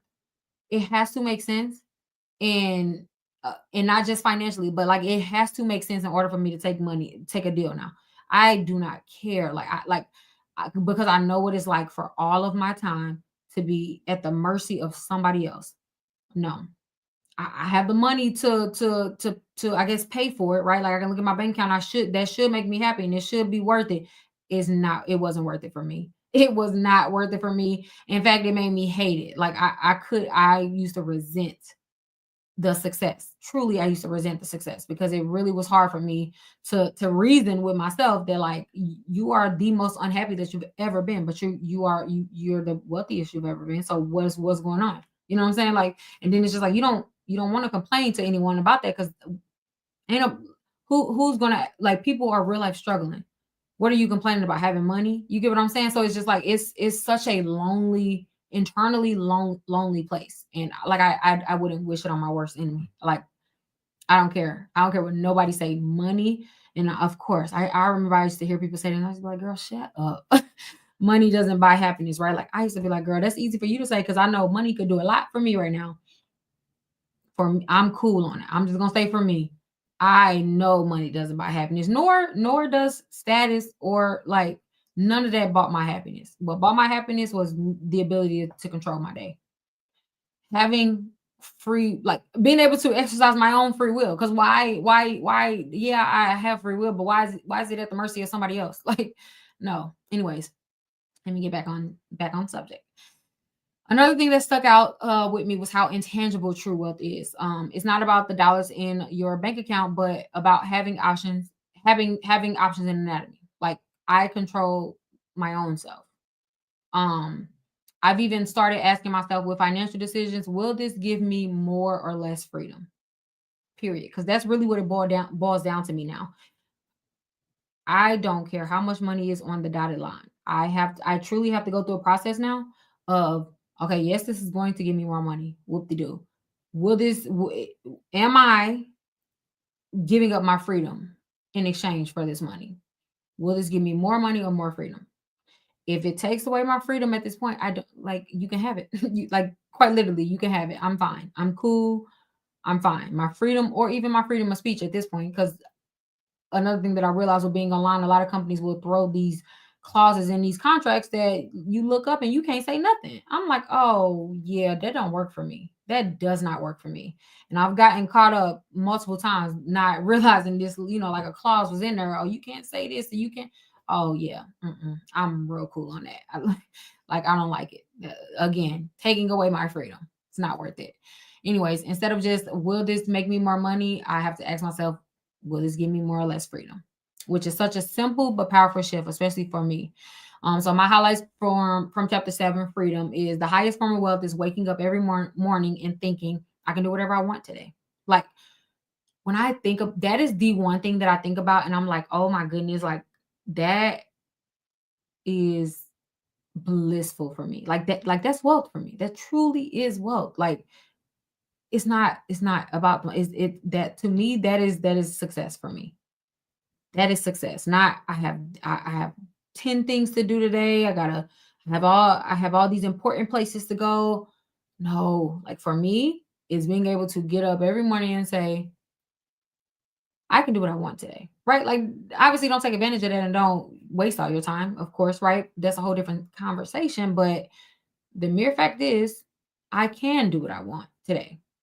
Right? Like for me, that was well. That's success. Anyways, having control over your time is greater than having more money. People who control their days are often the happiest. I was looking at a study that was saying exactly this, like showing the correlation between people who have more control over their days led to the happiest people, and it wasn't tied to money. Because a lot of the people that they were uh surveying were like retired individuals, or the income levels were different, like they varied, but basically what they concluded was the more control over your day you have, it typically leads to the happiest life. um the ability to control your time is the ultimate form of wealth. Also, financial independence is less about a number and more about flexibility. Financial flexibility often requires having a cushion, like a savings that will let you and help you sleep at night. So, one of the moments that I thought about when I was reading this chapter was when I first became self-employed, I thought I needed to work 24/7 to prove that I could do it, to prove that I could make it. And also I realized very early on, it was the more I worked, obviously, the more lucrative it is. Right.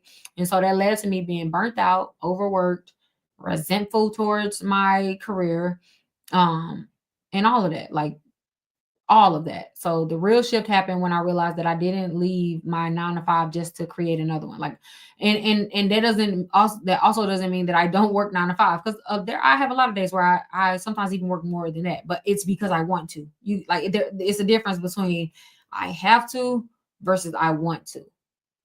For me, it's a difference because I often work way more than 9 to 5, but Again, it's literally because I want to. And if I overwork one day, right? Like for example, if I overwork today, then tomorrow I have the freedom to take it easy, right? Like so I'm able to create balance and I'm not every morning, like the second I wake up, I remember like feeling, man, it's like the second that I wake up, I'm on, I have to do something to the moment that I go to sleep. It's like the only freedom I had was in my dreams. That's truly how it felt at one point. Um, so I had to learn to value freedom more than hustle. Since implementing this, I've grossed more, which was one of the realizations that was really crazy to me because again, I equated more hustling to more money. So it was a mental whatever, right? Like it was mentally crazy for me when I realized that, man, how is it that the less I do, right, the more money I've made? I have my thoughts and we'll discuss that, whatever at another time. But yeah, what's so crazy is since I've not overworked myself and become burnt out, I've actually grossed more. Crazy. While simultaneously doing less. So the less I've done, I've made more. Life is crazy sometimes. So the easy takeaway from this one is to start blocking off at least 1 hour a day, and it start blocking off at least 1 hour a day, one time a week, or I'm sorry, hold on. Start blocking off at least 1 hour a day, or if daily is too much, try one time a week, where you get to just choose to do anything that you want to do, except working. You can't work, you cannot work, you cannot work, you cannot work. So choose an hour a day, especially for moms. This is for anyone because honestly, it honestly doesn't matter if you're a mom or not because it doesn't matter. However, I just often find that sometimes with moms, because I'm obviously a mom, so I have this personal anecdotal experience of it feels like every minute that you are not working, you are still kind of working because you're doing mom things. And it's just like yes, that's a job. I don't care what nobody say. Like that, that requires often more energy than it does to work.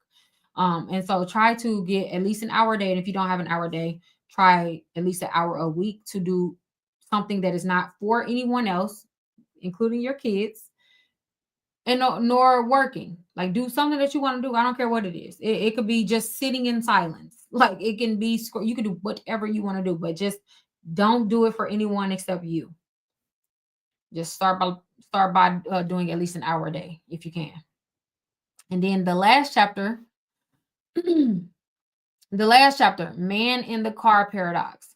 So chapter 8. Now, this chapter was really short. So this is not going to be that long, but this chapter was short, but it was really powerful. So it was a timely reality check for our generation, which is the man in the car paradox. Which is that people admire the car, but not necessarily the person driving it. This one was funny to me because it's so fitting for our generation, which that is a big difference. Understand this. So in the book, the author explained what's called the man in the car paradox. And what that means is like, for example, if you see somebody driving, I don't know cars, so I'm just gonna name a car that I think is a cool car to people. If you see somebody driving down the street in like a Lamborghini, right? You aren't really paying attention to who's in the car. Most people are just admiring the car, but they're not admiring the person in the car. And a lot of times the person that's driving the Lamborghini will see people like admiring the car and they'll mistake it for the admiration of them, right? Like it's like you'll get big headed, like, oh, look at all these people admiring me when they're admiring the car, and that's a big difference. They're not really admiring you, it's the car. It's not you. Because if you was in another car, I guarantee you you wouldn't get the same looks, right? Like, which is evidence that it's the car that they are admiring. Um, because we in this generation, we associate wealth as status, and also we use wealth as status symbols. We buy expensive things and cars or whatever to show other people, like to show off to other people, to show our status, right? But more often it creates like a fleeting image that no one else is thinking about as deeply as we are. Like nobody tripping on you as much as you're tripping on you in that moment. Even if you think people are looking at you, it's the car, bro. It's the car. And so I thought that was not only true but very fitting for our generation. So the author's insight, the author, we're often not seeking the thing itself, but rather how we imagine others to respond to us when we have it. Ouch. it is that's hurtful, but I mean that cut, but it's true. It's just like, again, and we've all been guilty of this. If you're honest with yourself, you'll be honest about it, right?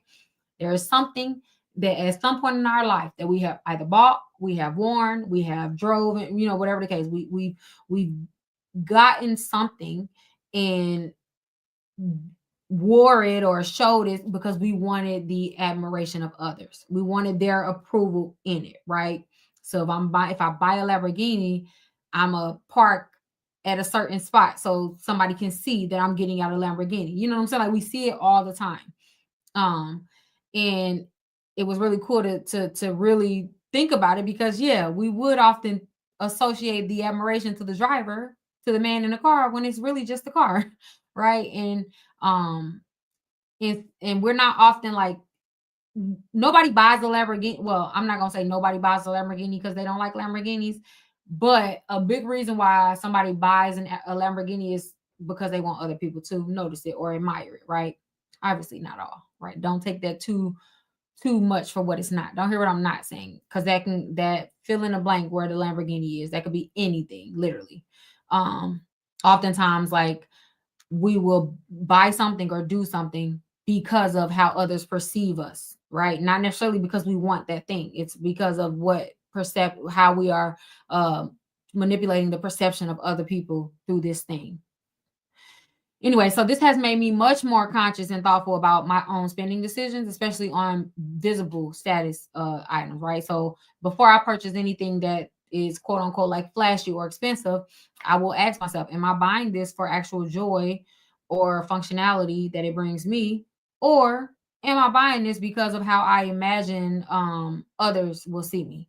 And that's a real thing. Like, that's something that at first I never wanted to admit, I guess, or I honestly never thought about it from that lens. And when I was reading, I was like, okay, if I'm being honest with myself, there are certain things that I can say in the history of me making money or even buying things that I definitely probably lied to my own self. It's like, okay, yeah, I'm buying this because it's gonna make me happy. But it's just like, no, at the core of it, if I really would have explored that feeling, I would have realized that I was actually buying that thing because of how I imagine others will see that thing. Right. Um, Most notably, well, I think I told the story. Oh, I did. Okay, I'm gonna get to the story and then we're gonna end it off. But anyways, my highlights from this chapter is people don't admire the person with fanny things. People don't admire the person with fancy things. They admire the things and want them for themselves. So they not looking at you. They just looking at the thing. And also we often want luxury things not for the items themselves, but for the respect and the admiration that we think that they bring us, for the status that we believe that it symbolizes about us, for the class that we believe that it places us in. And also, true respect is earned by behavior and not material possessions. Wealth is what you don't see.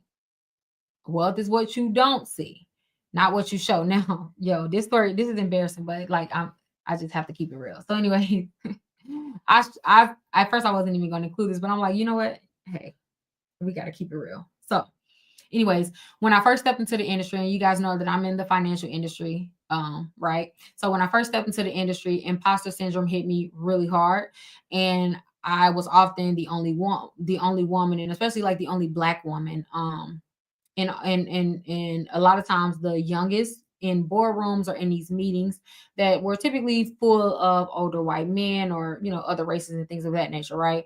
And so I felt this constant need to prove that I belonged. Imposter syndrome, like, it just hit me really really heavy for the first majority part of my career. So anyways, I started like trying to wear my worth. Literally, I started to try to wear my worth, and I bought designer pieces I had no business buying at that stage in my business. Like, I just started making money. There was no reason why I should be buying these things at all.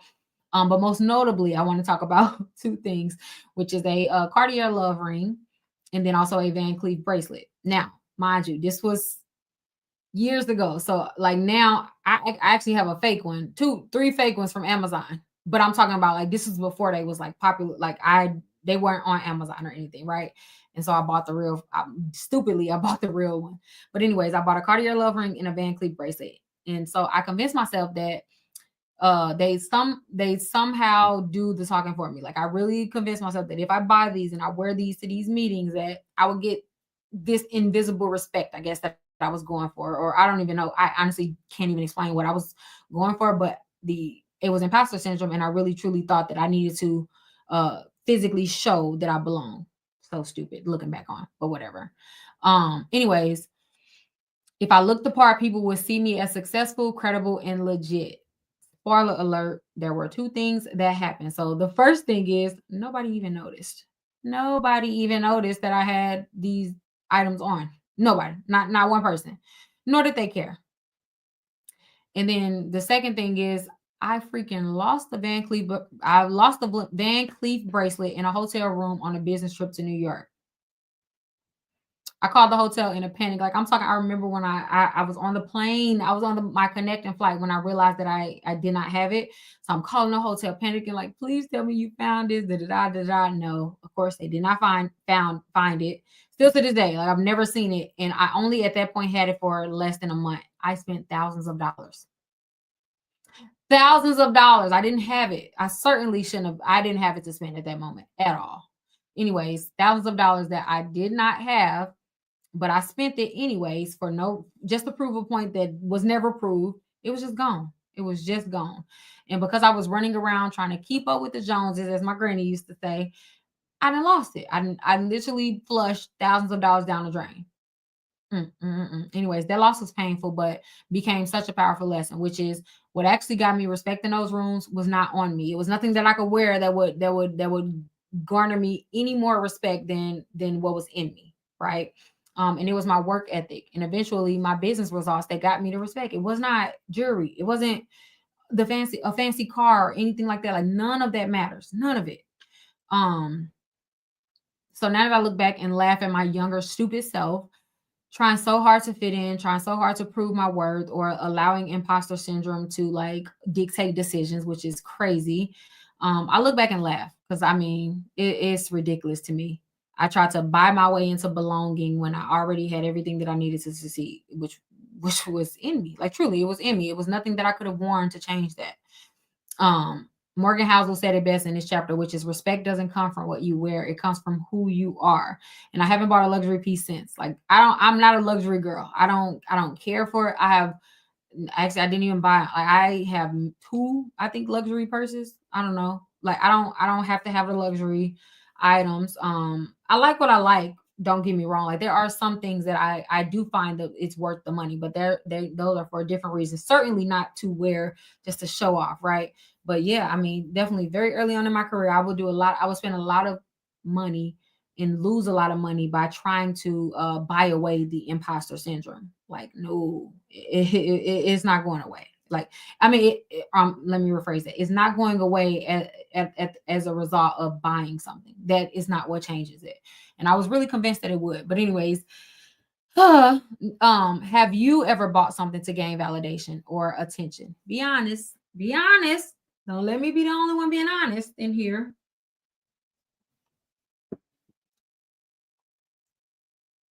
Should a home equal wealth or comfort? I'm an introvert. Should it matter what kind of house I have if I don't have visitors? So for me, that's a good question because for me, I don't like my family, like my close family, like sisters, brothers type of family comes over, but they ain't nobody. I'm talking about like real guests. I don't ever really have guests over my house, but I love a comfortable home. Like I'm the type of person that has to have pictures on my. I love to decorate my home. I love it because and for nobody other than myself. So for me, that's an investment that I make. I don't mind making an investment in a nice, comfortable home. Now, nice doesn't have to it doesn't have to mean extraordinary, no. But any home, whether I don't care if I was in an apartment for a year, I'm going to make it comfortable. I'm gonna decorate, I'm gonna put pictures on the wall, I'm gonna hang curtains up because for me, I just love it. I love waking up in the morning and my home to me, a house feels different. In it like I don't know, it just feels different when it's not when I just leave it blank.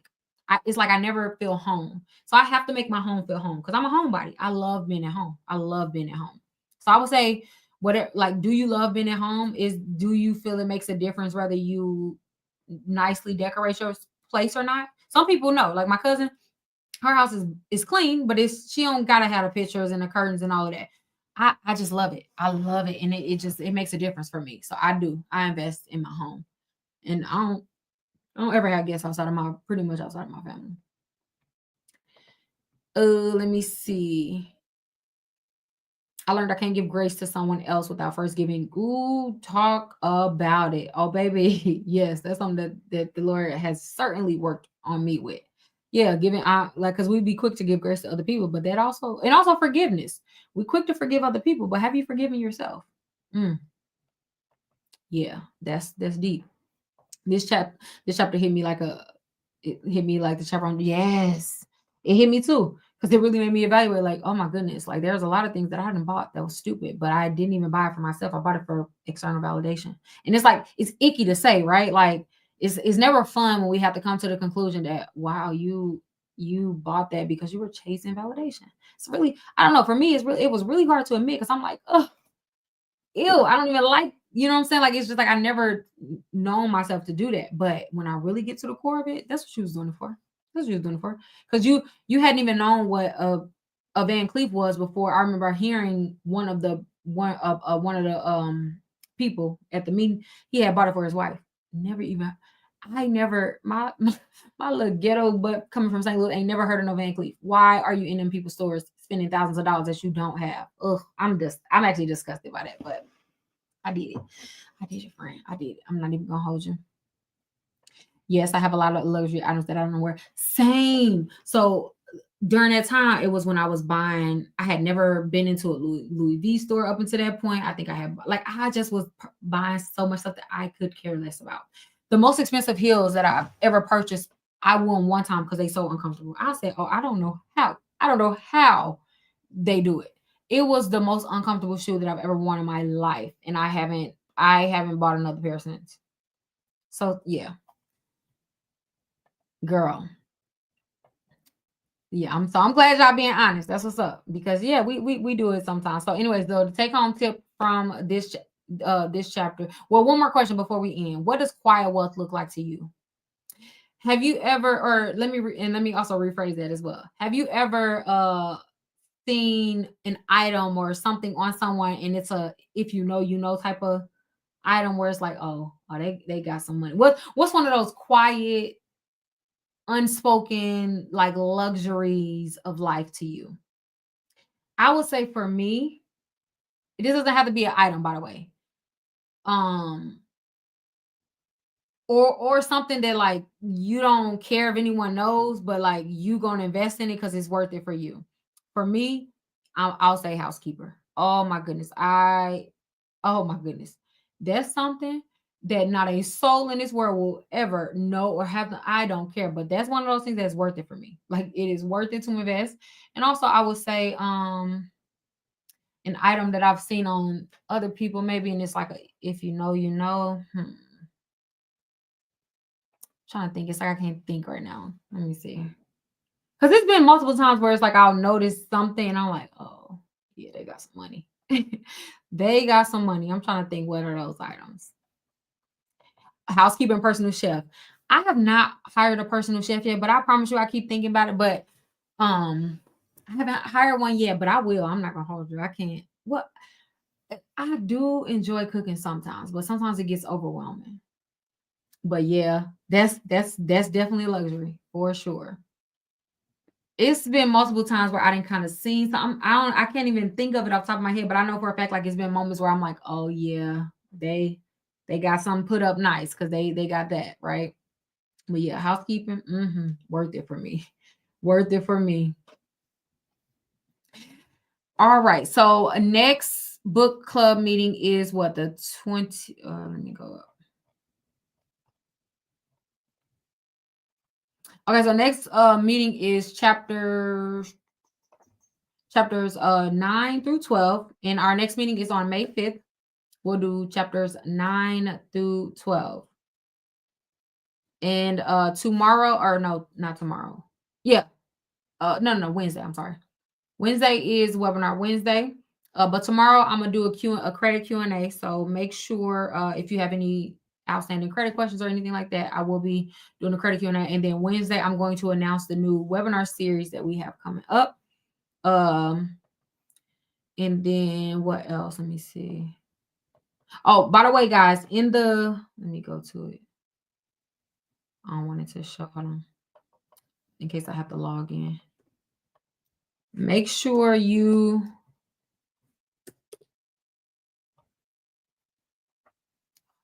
log in. Whatever. Yeah, so next meeting is on May 5th, and then we're going to read chapters 9 and 12. Chapters are 9 through 12, 9 and 12. And yeah, so we're gonna reconvene. How long was this? Free got me trying to keep it an hour. We always stick to 2 hours. What is the next class? It is May 5th. Let me show it again. Right here. May 5th. Chapters 9 through 12. If you did not catch chapters 1 through 3, it is available in this playlist. And you'll be able to watch that back. And then we did chapters 4 through 8. And then the next meeting is 9 through 12. So we only have 4 more meetings for this book. And then we're gonna move on to our next book.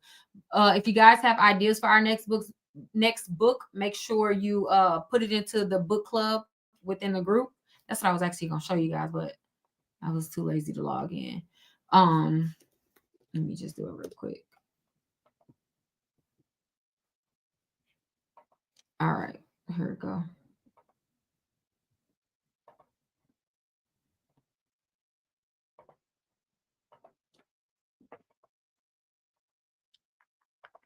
Right here.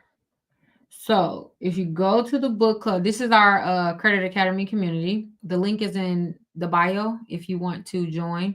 We have an open community, a free section, and also a VIP section. But anyways, go to the book club. And obviously right now we're reading Psychology of Money. But then our next book we'll be voting on it starting next week. So if you have a book that you would like us to read and to enter, please let us know. And then we'll do a poll.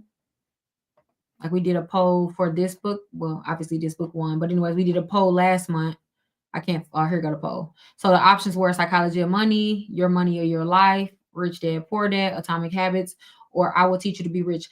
I really want to read this one next, but I keep saying I'm not going to tell you guys, so you won't just like feel the need to pick the one that I want, but like that's a really good book. And also You Deserve to Be Rich by Earn Your Leisure as well. So we will be starting our new book like immediately after this one. I don't know what just happened and why I stopped sharing, but okay, StreamYard. But yeah, so the next meeting will be chapters 9 through 12, and we'll meet on May 5th. Okay. The meetings are supposed to be an hour. I'm gonna get better at that. I'm gonna get better at that. Okay. So I will see you guys next week. I really will see you guys tomorrow if you are going to join the credit Q&A. But for the book club, I'll see you guys on May 5th. Okay. So we'll reconvene. We have Faith and Finance on Fridays, webinar Wednesdays on Wednesdays, and then our book club meetings are typically on a Monday. Okay. And then the Q&As are in between those. Okay. So I will see you guys tomorrow evening on this YouTube channel, 8 p.m. for a credit Q&A. So if you have any more questions, credit specific, please come join. And then I'm going to be taking questions live and also hopefully calling some of you guys up if you want to come up and ask your question. All right. So good night. I love you guys so much. I hope you enjoyed this meeting and I hope you're enjoying the book.